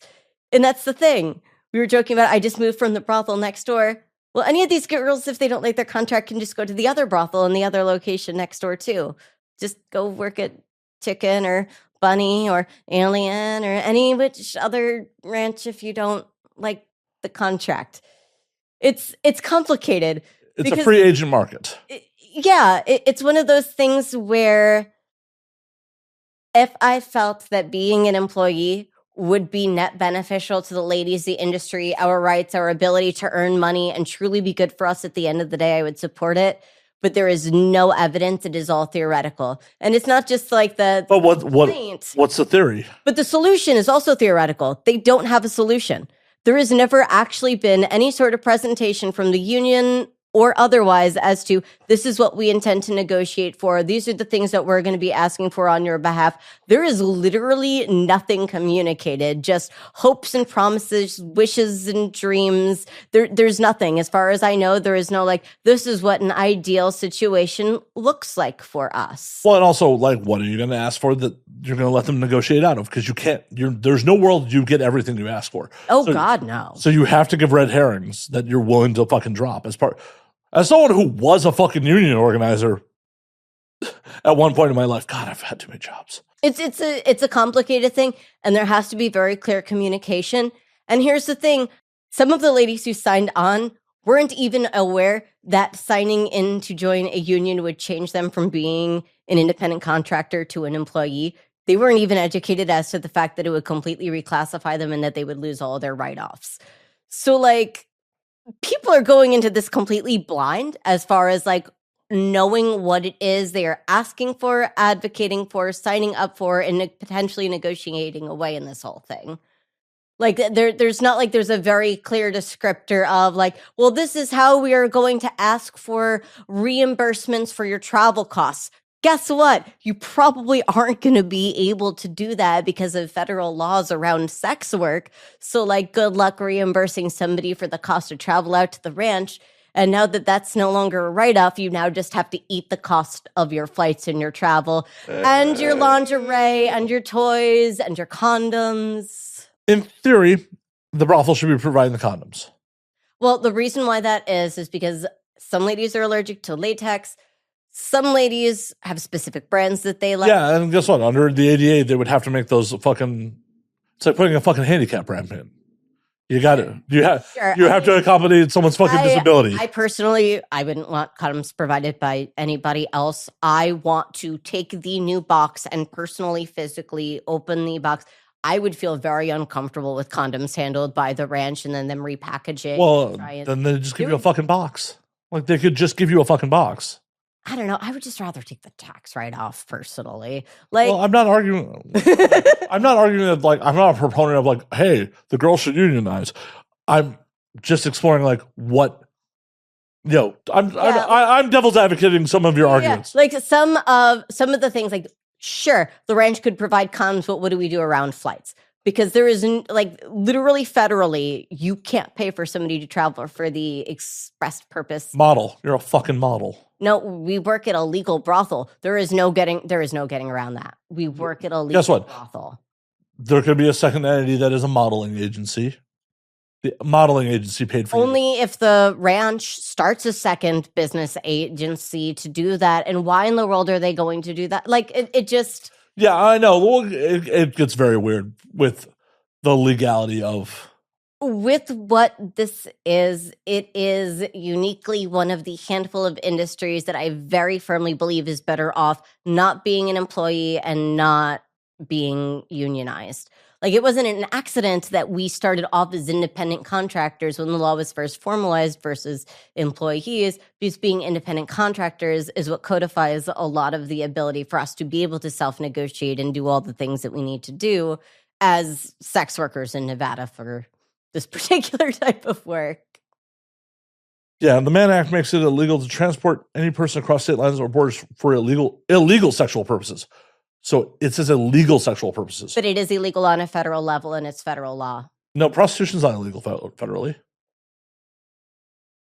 If prostitution was illegal federally, Nye County could not have it. Federal law supersedes state law. There's no law on the book. As far as I am aware, it would be very difficult to use federal law for a local specific case because there is no codification. This is why all the Nevada brothel workers lost our bank accounts during the pandemic. Yeah, but that is a private institution making a fucking call. That is not because of federal law. That is them making the call as a private institution. Well, we're not protected federally because there's no, like, federal... Right. But yeah, no, there is no federal law that makes the act of prostitution itself a crime in every state. So the Mann Act only says it's illegal to transport someone for illegal prostitution. I'd be interested to see how that would take in court. That'd be an interesting one. I mean, it's obviously not in the brothel owner's best interest to take that interpretation, because then they'd have to start paying for fucking people's flights. But as it's written... And then again, would they even pay for people's flights? Because now we're back to, now we have to sit and we have to negotiate each and every specific thing. And also, who's negotiating this? Because I would rather just, like, negotiate my own contract. Right, well, yeah, you'd have to find someone who's doing the collective bargaining for you. And I don't know if that even makes sense necessarily, in the sense that, like, collective bargaining means that everybody has kind of similar circumstances, is that you're negotiating as a group. That's not the case in the brothel world, because everybody is very unique in how they operate when they work. I don't think that there could be one unified way to advocate for everyone's unique and specific needs and then have it covered in a way that is actually as beneficial to everybody as it is for the specific individual to then be able to say, hey, hi, I need this specific accommodation. Well, and they go, okay, cool. That's the reason unions fail all the time, is like when you have an Alice Little who's a top earner who has much more notoriety than the average brothel worker. Why the fuck would you possibly stick your neck out for the girl who's just starting? It doesn't even have to do with the girl that's just... Well, yeah, but like... starting. It would put the inequality between what your potential earn versus someone who's just starting at the brothel's potential earn. It's difficult to find a way that... find equilibrium. I've been drinking between those two rates. And that's the other thing too. Would being employees even require the standardization of rates? What would even be in the contract? How would that be written? Because again, the union hasn't shown anything as far as this is what we're asking for. This is our theoretical contract. Do they even know how to negotiate around this? Because they have no experience with brothels. I have more experience with brothels than these goddamn people do. The potential benefits are The brothel would have to provide benefits like health insurance and paid days off. But only if you work a certain number of hours to qualify for health insurance, is my understanding. And 100%. most girls do not work that. If you look at most girls on the site, we do not work. Well, except that all the downtime in between clients would be paid time while you're on the clock. If you're actually... Girls are only there for like a week out of a month or every other month or months or every 6 months.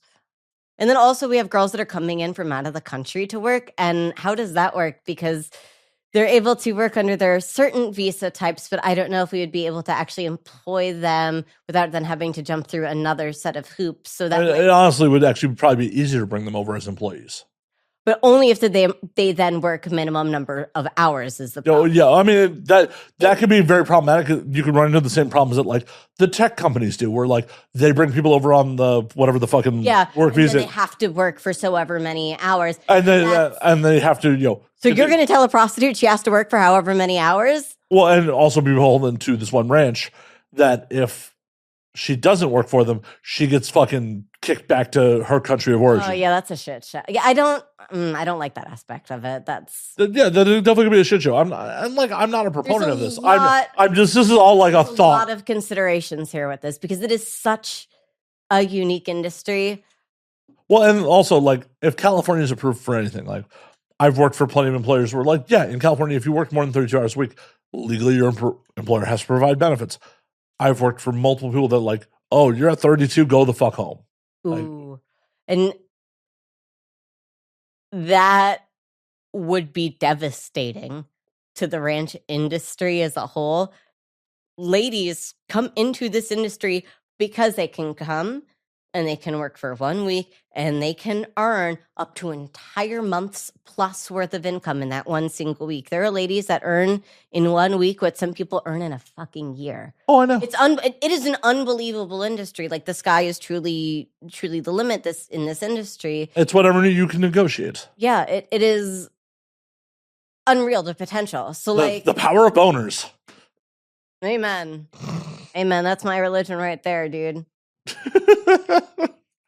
It's great. I love it. It's a wonderful space. It is also a very, very unique in the sense that like during 1 week, one lady could have like 3 or 4 appointments every day. She could theoretically book like 24 hours if she wanted to. She could book 48 hours, 72 hours. Depending on how it was structured as an hourly employee, the house may get to decide what you're negotiating for and just tell you this is what you made for that work. That would not be okay. That would be a nightmare. That would destroy the industry. It might be actually really profitable for the house. It'd be great for the house, but horrible for the ladies who would want to work there. Well, if they were still being compensated more than they could, say, make at a strip club or doing other sex work, it wouldn't be as beneficial. But some people, I'm sure, would love to not have the salesman part of the fucking job. Because I know part of your job is fucking closing the sale. A certain part of it, but then again, now you're being forced to have sex or whatever the service is for set rate amount of money. Well, then how does consent work into this? Is that if you say no, you no longer get to work there? You can't do that. Well, you no longer work that job like that. Yeah, but like putting somebody in the position where if you say no to having sex with this person right now, that is not consent. That is 100% coercion. That doesn't work for this industry at all. That is not a position that people can find themselves in. That is my nightmare. That is literally the personification of my nightmare. Like, thanks, that is the worst case scenario as to what could happen. Like, I know what the system looks like now, and the system works now. It works very well. I've been doing this for 10 years. Some of the girls who are complaining have been doing this for 3 freaking months. Like, I'm pretty sure, A, I know more than you, and B, you don't have enough experience to really be saying, well, oh my God, they're taking away my whole career. Oh, this is so devastating. You've worked there for 3 months. For the love of God, get over yourself. We know that this works. We have history for the past, since the 1970s. That'd be 50 years? Shit. In the history of sex work that I was able to find throughout history, sex workers are essentially independent contractors. Whatever the equivalency of that is throughout history, that is what we legally end up being. You don't pay people $1 amount to work per hour in a brothel. There's zero historical precedence for this, context for this, proof of concept for it. It is just wishes, hopes, and dreams that, but if we change things, maybe they'll get better. Or maybe you'll set everything on fire and burn the whole system to the ground. Who knows? Can you imagine your quarterly fucking metrics meeting? I quit. You're rage baiting me now. I feel like I need to rip these headphones off of my head and storm out of here. I'm like, Alice. that is exactly why I chose to work for myself as an independent goddamn contractor and never work for another person. I am so proud to own my own company, be the CEO of my own company. I am my own goddamn boss. Why in the hell would I ever want to give that up for corporate type employee? Can you imagine hell? So you only converted X amount of customers in the You last only sucked 60 dicks this past quarter. Right. And it took you this long to get them to completion. Your orgasms per hour are too low. Oh my God. Oh my God. Oh my God. That would be a hilarious porn parody, though. Well, a lot of these girls exist from a place of this is the best case scenario. Well, just imagine all of the amazing things that could happen. I mean, they could be paying us hundreds of dollars per hour. Babe, that's never going to happen. But also, like, what is the best case scenario? There is no best case scenario because they haven't presented any sort of plan. So it's really easy for people to make up, but we're going to have so many more better and good things. It's going to be so good. It's going to be so great, man. Just imagine it if I don't tell you what it's going to be. Well, okay. So, like, best case scenario. Let's do a thought, experiment. They got to provide benefits. Like, look, we're not even going to live in the real world where the brothels are going to, like any business, try to circumvent ways to not have to pay that. We're just, best case scenario. Absolute best case scenario, right? In the magic world in which a lady can work 1 week every 6 months and receive benefits from her job in this fantasy land. Right. So you have superseded reality. Yes. So sure, every single lady day one is going to potentially theoretically have benefits. Right. So you get 40 hours a week or 40 hours a year in fucking PTO. So you get 1 week. So instead of being able to take as much time off. But this is paid. This is paid. Oh, okay, great. Paid week off at my very low tipped employee. What is the minimum? You really think anyone would sign up for it being minimum wage? Well, why would they pay more than that if you're earning a commission amount on top of that? They wouldn't have to because we're tipped employees. So there is nothing that says they legally have to offer us. Well, this is where where the collective bargaining comes in. If they sign a union contract, they are held to the union contract. But only if they come to an agreement. They could very easily say, see, but you're compensated so highly, so therefore we are only going to pay you the minimum amount that a tipped employee. Right, but legally they could do that. There right, but how places that do that with car sales? How does the compensation come in? Like they would have to negotiate that, wouldn't they? So how would you negotiate that? Would the ladies still get to negotiate their own rates, or would it be like a prefixed price menu? Are there union-approved positions and non-union positions? What happens if Doggy doesn't make the union list? Well, you can't work for it. Traditionally, you can't work for a union shop as a non-union employee. You have to join the union. No. I'm talking about non-union sex positions here. So, like, let's say that the union hasn't specifically negotiated for me to be able to perform doggy style. It's not on the union-approved safety list of positions, man. Well, then it sounds like bad negotiation. No, you can't do that. That would be outside of the union. It's like being a member of SAG, and being on a SAG set and then doing something outside of SAG guidelines. You don't have to. But that's the other thing too. What happens if it's within guidelines? Does that mean you then have to do it? Because not everybody offers the same services at the ranch. You can't have a mandatory services list because it's not apples and apples. Not everybody does the same stuff. Well, it would be all up to the fucking negotiation. Yeah. And then how do you put these things into writing? How do you then begin to codify how much per hour does it cost? How much per hour does it cost to cover somebody inputting? What is the hourly rate for that? What's the union rate? I mean, what is the average on that what is industry standard? What is the average on the industry standard? What is the median? Is there for pudding? Is there a pudding index? Is there a there has to be hour index? There has to be a pudding index. Okay, if there's only so many people that work in brothels, right? How many brothel workers are there in total? Let's see. Each location has a different amount. My guess is there's probably. Let's go with 1,000. We'll go with 1,000. Yeah, Nice round number. Generous. It's very generous. Nice round number. Okay. Say of that 1,000, 250 people offer pudding. Is pudding a specialty that you need to specify, or does that fall into specialties not otherwise specified? I would try to, if I was negotiating, I would try to specify as much as humanly possible. Okay, so how minutia does a union contract have to get? Is it per substance? So do we negotiate pudding different than like trifle? I mean, do we negotiate tapioca versus chocolate? Yeah, man. We got to get real. Those tapioca fucking pearls. Oh, that's at least a little bit extra. I better be paid so much more if it's going to be gritty pudding. Oh fuck, man. I've never described tapioca as gritty, but all right. I don't know what kind of tapioca you're eating. Shit. You know, like when it's like that, like I don't like tapioca. It stresses me out. The fish eyes in it? Something about it. I'm just like, I'm good. But what I'm getting at is, like, say 250 people offer pudding. Okay.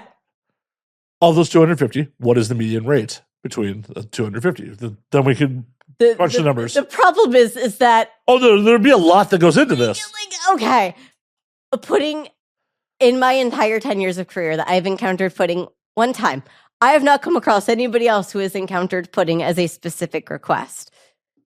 No one else has encountered pudding guy. That is a unique one-of-one experience that I have personally collected. That's anecdotal. You're one person. I've spoken to a number of people in this industry. Nobody else has encountered pudding. As far as I know, I haven't heard anybody else. All anecdotal. Anyway, all this is to say there is far too much. I would say you try to figure out. You try to find out what the median rate is. There is none in this industry. It is such a variable. Well, there has to. Ladies, if you charge 10,000 and someone else charges 1,000, that happens. Oh no, I know it happens, and I know. Some of y'all charge more if you don't really want to work with the person. You're trying to price them out. And sometimes they still pay.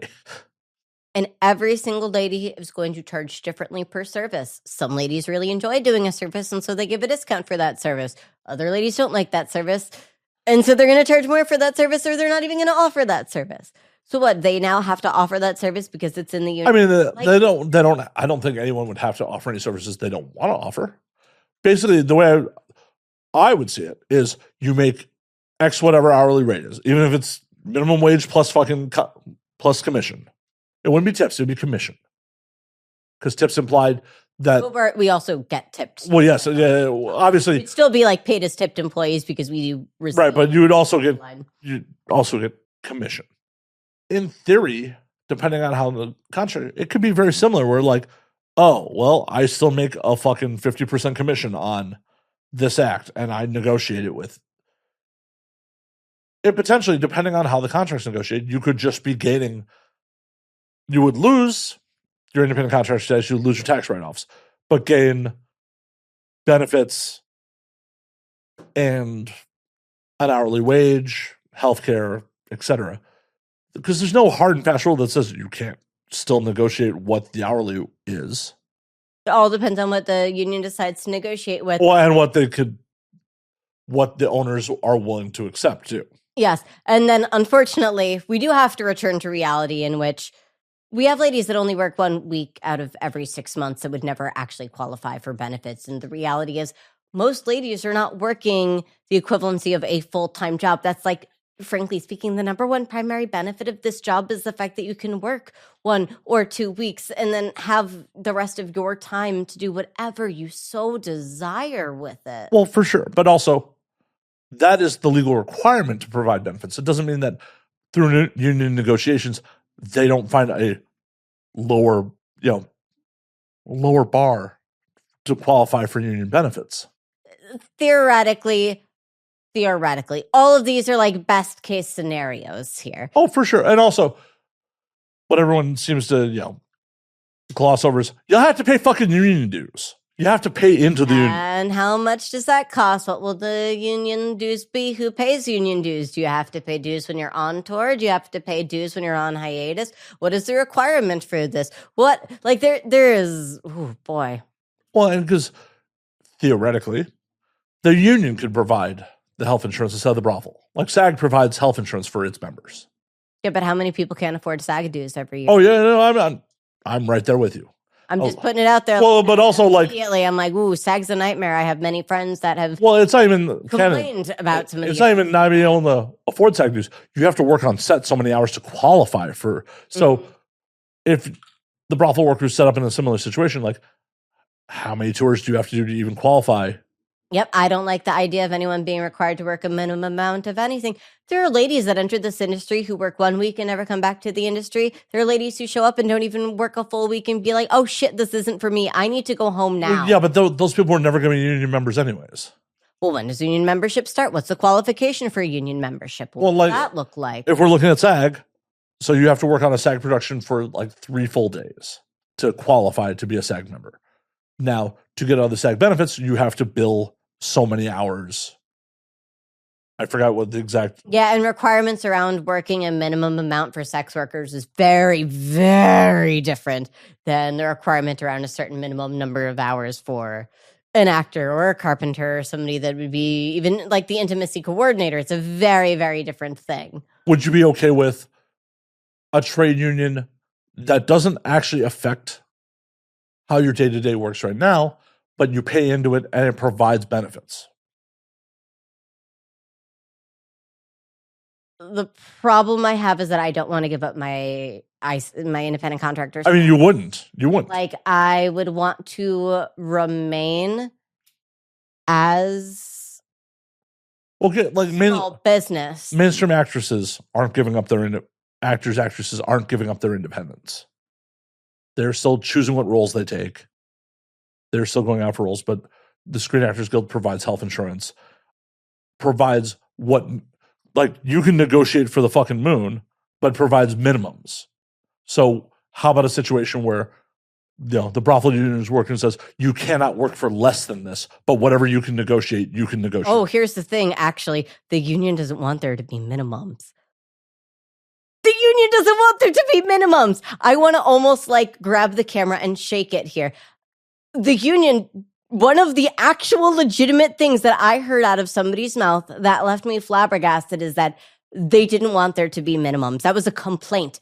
That was a complaint. Well, because I'm milling this over in my head. Wouldn't that be the best of both worlds? Where it's like, hey, we are collectively negotiating that you cannot work in a brothel and make less than this.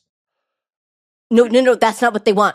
They want that there should be, be no minimum. So it's like, that would be nice if it was a higher standard. But again, here is the reality. Everybody is different. All services are different. Sometimes it's sex. Sometimes it's companionship. It is so difficult to say what is the minimum. And what does that look like? Okay.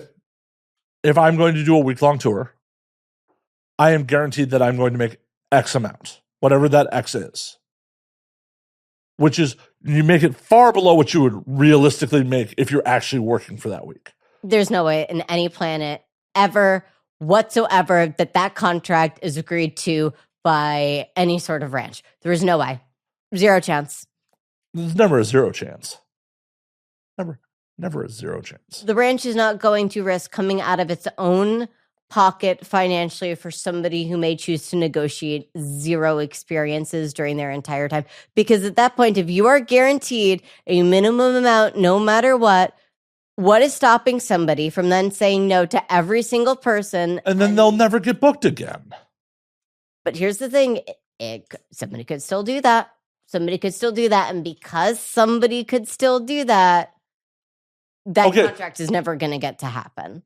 Okay, sure. Most likely not. But say it's $1,000. Say the minimum's $1,000 for the week. How many people would be willing to sit in a room for a week for $1,000? I think a lot of people would be willing to sit in a room for a week and completely burn all their fucking bridges at that location for 1 week. Well, no, why would anyone hire you next door if they heard you did 0 bookings? Well, that's the thing. This isn't all locations. This is one location here. So Joe Schmo comes in or whomever comes in off the street and applies to work at this place, and they get there and they're like, I don't like it, so I'm just going to sit here and I'm going to say no to everybody for a week, take my $1,000 and go home. Nothing's stopping them from doing that.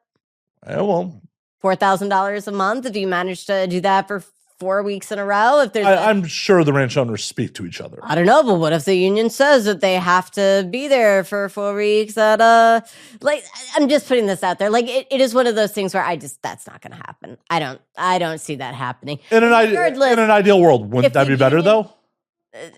In a perfect world, there's lots of things that could be better, but will it be better?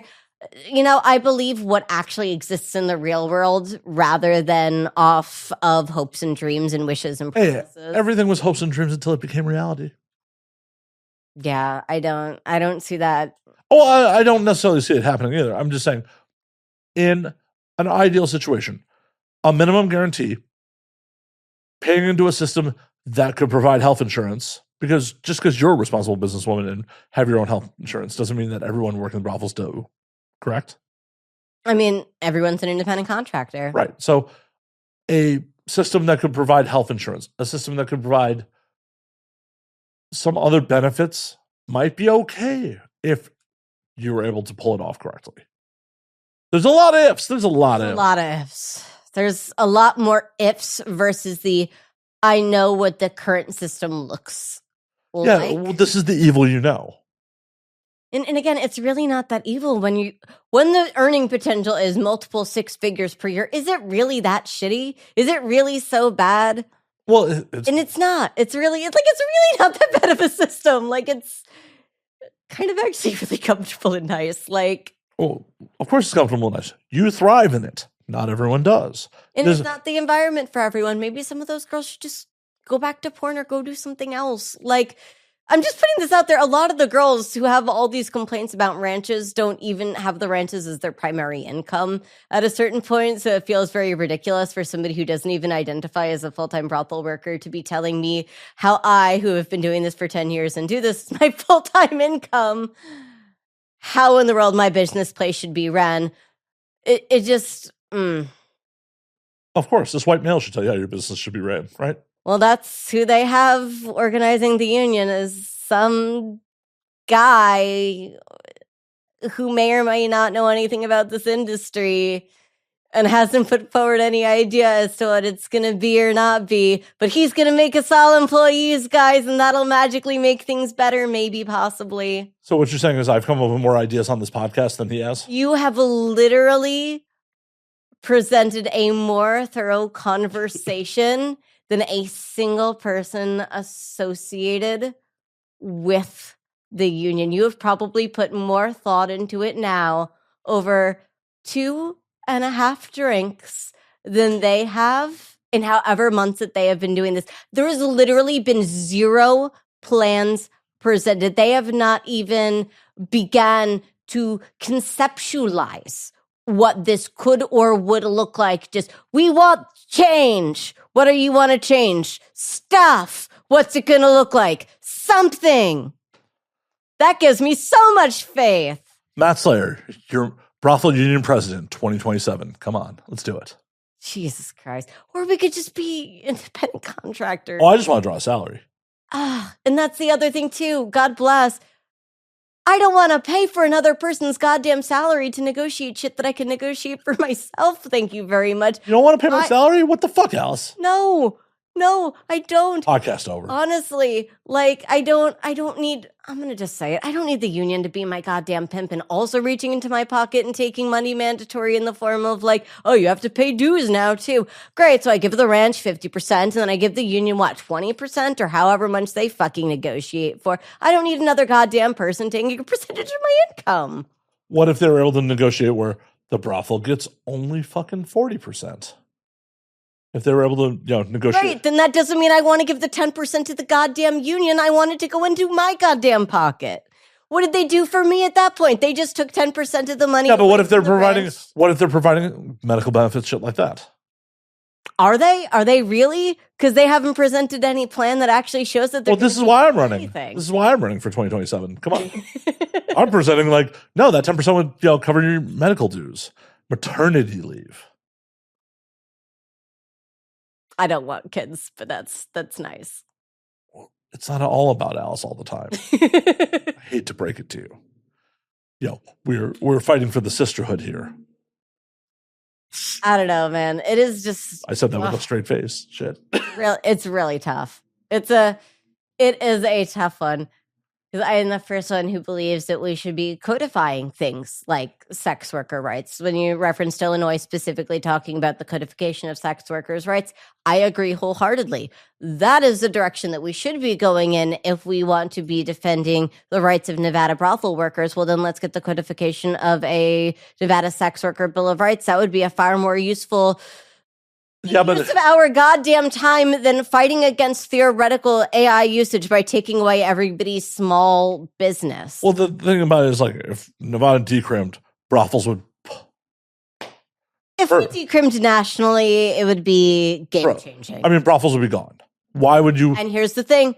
That's not actually true, though, because New Zealand has full decriminalization and ladies still choose to work in a brothel because it's very convenient. The problem is, Pahrump is not convenient. When you're coming into Vegas, it's not the most inconvenient thing, but if it's fully decrimmed in Clark County, Pahrump's a fucking nightmare to get to. Realistically speaking, in my opinion, people travel for destinations all of the time. If they make their facility so undeniable that it is a destination location, people will travel there. That is the reality. That is currently what people do. There are people who come from countries that have legal sex that come to Nevada to participate in our legal sex system because it is already a little bit of a destination. Granted, if it was everywhere, they would have to spend that much more money investing in it. But like, even rural areas of New Zealand still have brothels that manage to flourish despite the fact that there's also independent contractors. And they also have a very interesting third option, which are brothel small co-ops, which are 5 or less workers sharing one specific location, sharing in that location, the overhead of that location, etc. I don't think it's an apples to apples comparison. New Zealand to America? Or? Yeah, they have a lot more sheep. Ooh, they do have a lot more sheep. You lit up so much, like for the audio ones, Alice lit up so much about the sheep. Holy shit. But like sheep, I love sheep. I love fuzzy animals. It's one of those. I have a place in New Zealand that's on my bucket list. It's called the Agro Dome. And it is the agricultural dome. And you should Google it. The New Zealand Agrodome. It's really cute. And it has like sheep and goats on display, and you can meet breeds from all around the world. Like, this is like legitimately on my bucket list that I will travel across the globe to see. No joke. Yeah, Agrodome Rotunda, unique New Zealand farm experience. Isn't it really cute? And they have them all displayed on like a stage with the breed names. It's so cute. Isn't that the best? They have like Wallace and Gromit, Shaun the Sheep Fun with Flock advertisements. Really great. I don't know, like, if it went national decrim, it would be interesting. I feel like it would be more like a boom, depending on who really embraces the decrim. Because, like, if Portland, Oregon, for example, changed all those dive bar strip clubs that they have into brothels, more full service sex work, that'd be great. But does Portland become the destination like Denver did for weed when Colorado was the first to decrim? That's the thing, is the first location to do full decriminalization will see all of the financial benefit from it in the same way that Denver saw the benefit of the taxation of marijuana. Right. 100%. So it might be Chicago.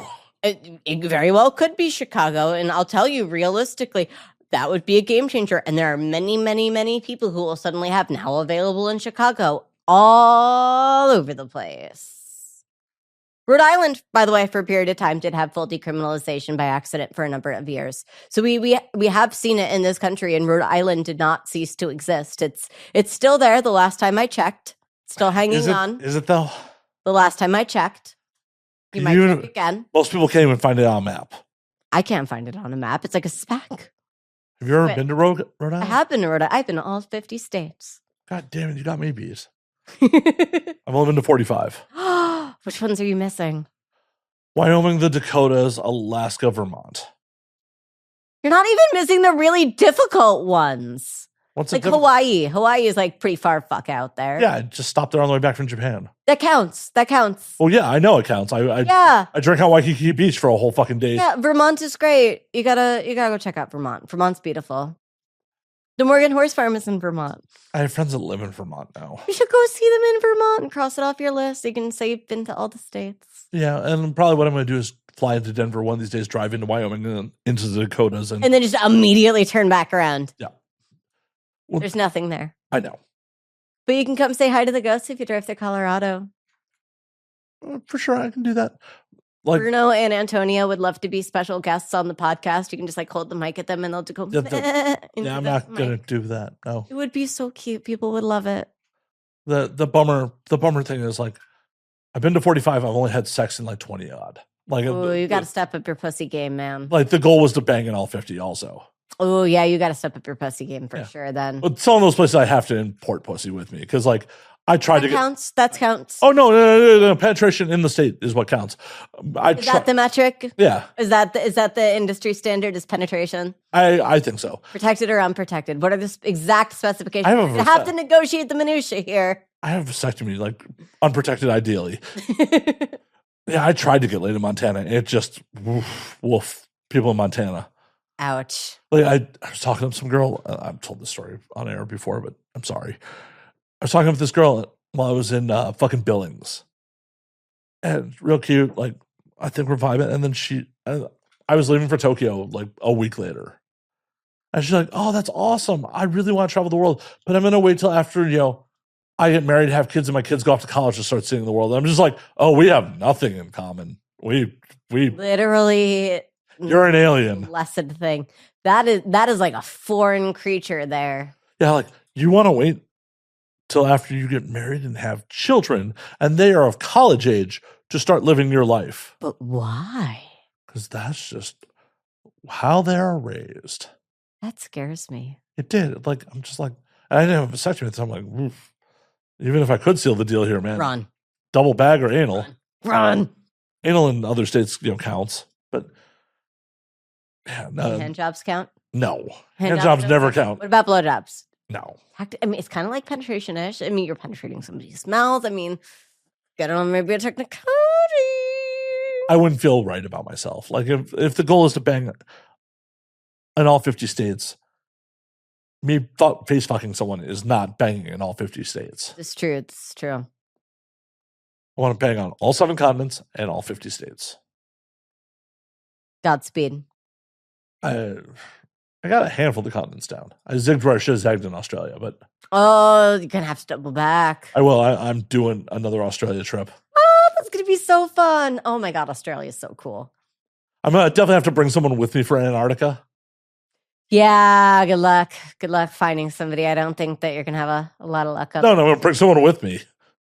100%. Be like, yo, girl, you want to go on a $10,000 cruise? Because that's what it costs to take a cruise from Argentina to Antarctica. Yeah, it is an outrageous amount. I've seen that cruise. I looked at the crossing and how the boat gets utterly thrashed, like up and down 30 to 40 feet. Feels like a goddamn roller coaster. I'm good. I'm doing it.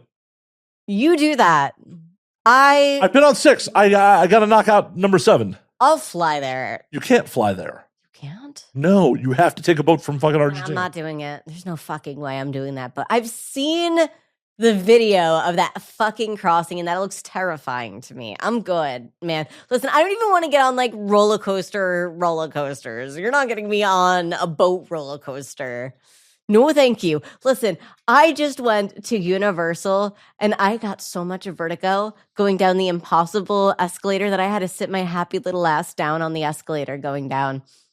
Well, I thought I was going to die. I guess I'm not inviting you on the big fucking Yeah, cruise. definitely that's a no. It's going to be a no for me, dog.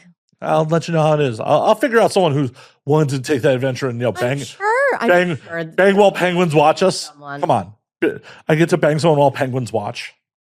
It's pretty epic. I am 100% sure you can talk somebody into this. And I hope I don't have to talk someone into it. Holy fuck, that makes it sound horrible. Like, yo, yeah, have you considered?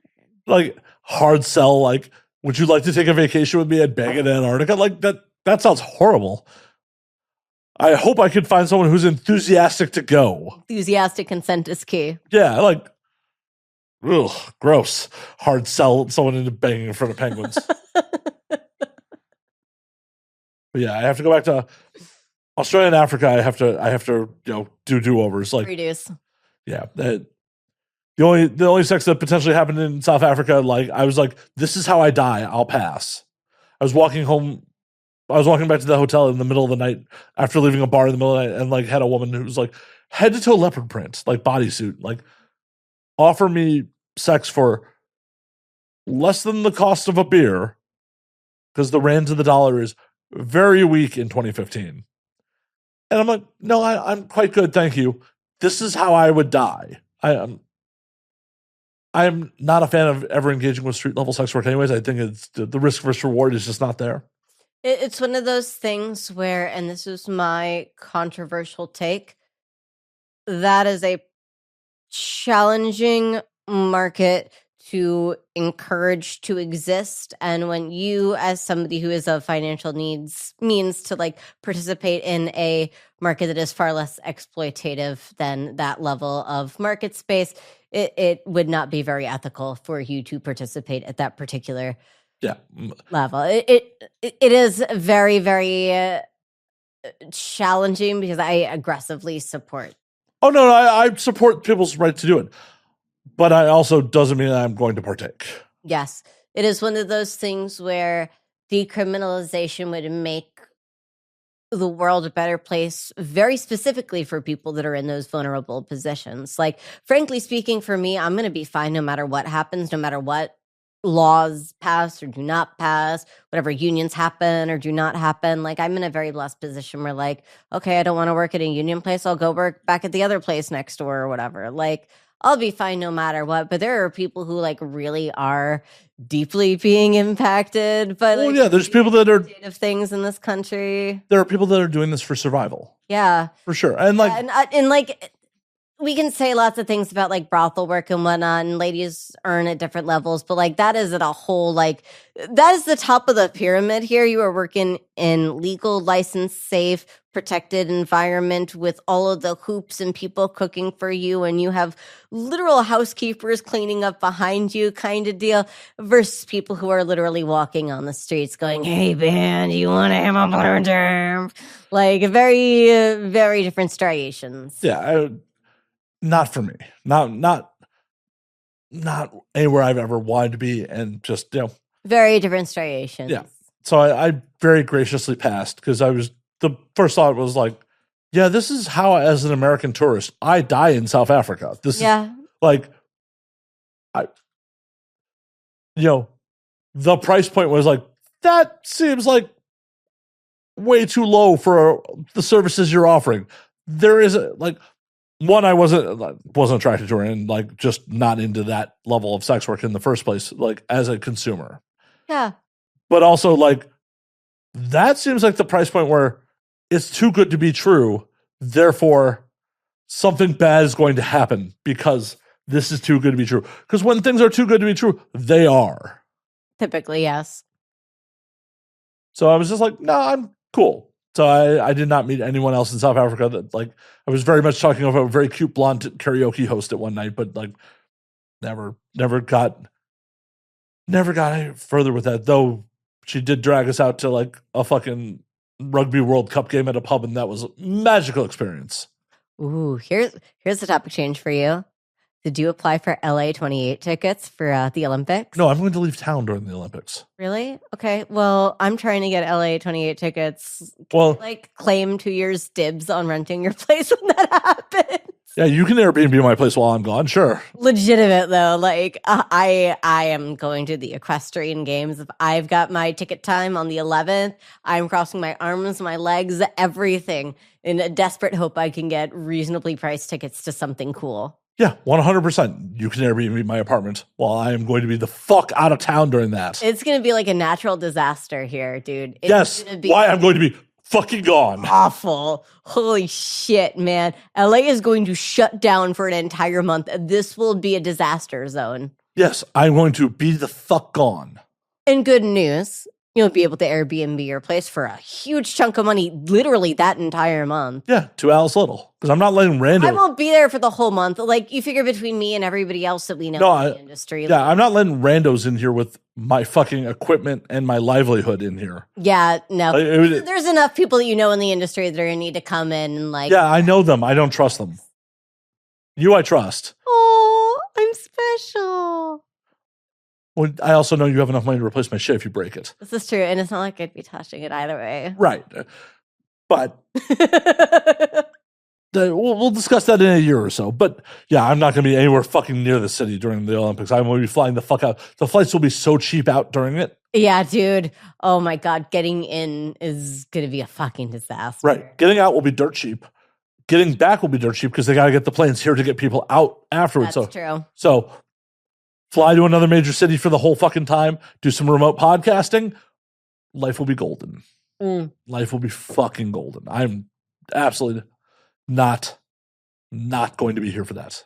That's fair. That's fair. Maybe I will go to Africa and, bring someone. Like, I will bring someone. If Cape Town is still, Cape Town should still be rad by then. Like, hopefully they've solved their water problem. Yeah. Anywho, I have to still bang it. I still have to bang in Africa and Australia. Okay. I've banged in Europe. I've banged in Asia. I've banged in North and South America. So doing good. Yeah. Yeah, I think I haven't done Australia, Africa, Antarctica. Have you been to Africa? No, not yet. Not yet. Yeah. Cape Town's a rad place. Like, it's good to know. It's on the list. I love to travel. I travel by zooming in on Google Maps and just finding an obscure area and going, well, that looks really interesting. I think I'll go to this really remote town in Kazakhstan. Sure. Yeah, I enjoyed. It's like a vibe. I enjoyed Cape Town. I'm not sure I would go back because it's just such a fucking nightmare to get there. It was like flight from LA to New York to Paris, Paris to fucking Johannesburg, Johannesburg to Cape Town. Ooh, that's a lot of. Yeah, a lot of travel. Ooh, that's pretty rough. Yeah, Thailand's not bad. Connections through Japan. Yeah, It's easy. Just hit Japan, stay there for a couple days, and then pop on over. Oh no, stay in Tokyo for a couple days. Oh no, twist my arm. I love Tokyo. You have problems getting me back on the plane is the problem. Yeah. Going back home from Tokyo, that's a really tough plane to get on. I hesitate every time. Every time I've been to Japan 3 times, and every time I'm like, I don't want to go. I love it here. This is heaven. I kind of want to move here. And they're making it really hard to move to Japan now. Holy shit. Yeah, they do. And it's one of those things where, like, I love visiting there. You will always be a second-class citizen there. This is true. Yep. 100% yes. But I do love it there. And one of the things I do kick myself about, and I will continue to kick myself about, but I know in retrospect I made the right call. Right before I moved to LA in 2014, I had an opportunity where, like, I had a bunch of money in the bank. I had no apartment. I could have gone and done like a month in Tokyo, like in a furnished apartment. And I chose not to. And the reason I chose not to is because, like, I'd been a full-time road warrior for like the better part of 3 years at that point. Ooh, and I was feeling that would have been really pushing it. Like, I was already feeling like I was guest starring in my life. And I'm like, do I want to go isolate myself for another month in a place where I don't speak the language? Here's the thing. Yen to USD is getting increasingly reasonable. This past year, we've seen really good yen to USD. Oh, I mean, it was ridiculous when I went a couple years ago. But in 2014, it was pretty 1-to-1. And it wasn't so much the money thing. It was just more of the, I'm already feeling super isolated. Do I want to? Oh, that wouldn't have been healthy for you to do for a month at all. No, but in retrospect, I'm like, am I ever going to have the opportunity to do that in my life? You will. You'll be able to make it for yourself. That actually might be the thing to do during LA 28 would be to go the fuck over there for a month. You can find Airbnb and month-long places really reasonable, especially if you're willing to do the fucking stairs up to some of those high rises in Tokyo. And holy shit, pro tip, anybody's traveling to Tokyo and renting an Airbnb, check and see what floor you're on, because you may end up being on the 15th floor and they may not have an elevator, and you may have like 2 giant suitcases that weigh 40 pounds full of Pokemon stuffed animals that you brought to bring back home. And then you have to carry them up 15 floors. Thankfully, I've never encountered that. The 2 Airbnbs I've stayed there was one had an elevator and one was on the first floor. So yeah, I fucked up my last trip. Don't make that mistake, guys. Learn from my mistakes. And the first time I stayed there, I was at the Ritz-Carlton. Ooh, I had Marriott points. I burned Marriott points. Hell yeah, you did. That's worth it, though. Well, it's the only Marriott property that took points during fucking New Year's. That must have been amazing. 320,000 points for 5 nights. Worth it. 1,400. It was, like retail would have been a $1,500 a night room, so it was so fucking worth it. That must have been gorgeous. It was great. You could see Mount Fuji from our fucking window. It was because the Ritz-Carlton Tokyo starts on the 40th floor. That's amazing. Oh, that's amazing. That must have been so cool. It was pretty rad. I was very happy to have sex in that room. Hell yeah. Gotta make good use of a room like that. Yeah, the first time I was there, I'm like, I'm staying with my buddy. Like, we have 2 queens. I'm staying with my buddy. I'm like, I need to fuck in this room. And like, why am I here with another dude? And then met a girl in a bar and like, initially we tried to bang in the bathroom at the Ritz, and then like marble floors are hard on the knees. Yeah, that's pretty rough. So they don't even do that in porn. They don't even do that to girls in porn, man. Drunk decisions and trying to be respectful to the person I'm sharing a room with. And then eventually we're just like, we're moving to the bed. And then he very awkwardly was like, got space for a third. I'm like, no, we do not. We're both, we're trying to finish. He's like, I'm going to go have a cigarette. Yeah, you should do that, man. Yeah, he very much came back well before we were done. And I'm just like, yeah, man, we're not done. Enjoy the show. Like, tough. Yeah. Life goes on. It does. Godspeed. That's great. Yeah. I love Tokyo. Oh. You should definitely do some like Tokyo episodes of Now. And Now We Drink in Tokyo. I have. You should do more.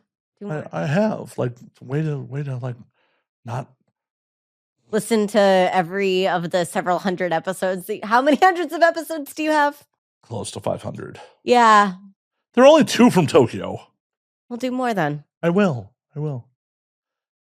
Oh, it is time for Korean barbecue, Alice Little. Yay, Korean barbecue. So before we get you out of here, when we last call on this motherfucker, where can they find you on the things? On the site, I have a website. TheAliceLittle.com is my website, and I own it. That's how you know it's me. And I link to all of my socials and my OnlyFans and my email, and everything's on there. It's really easy to find me. Find Alice. She's easy to find. Very small, but easy to find. I am one of one.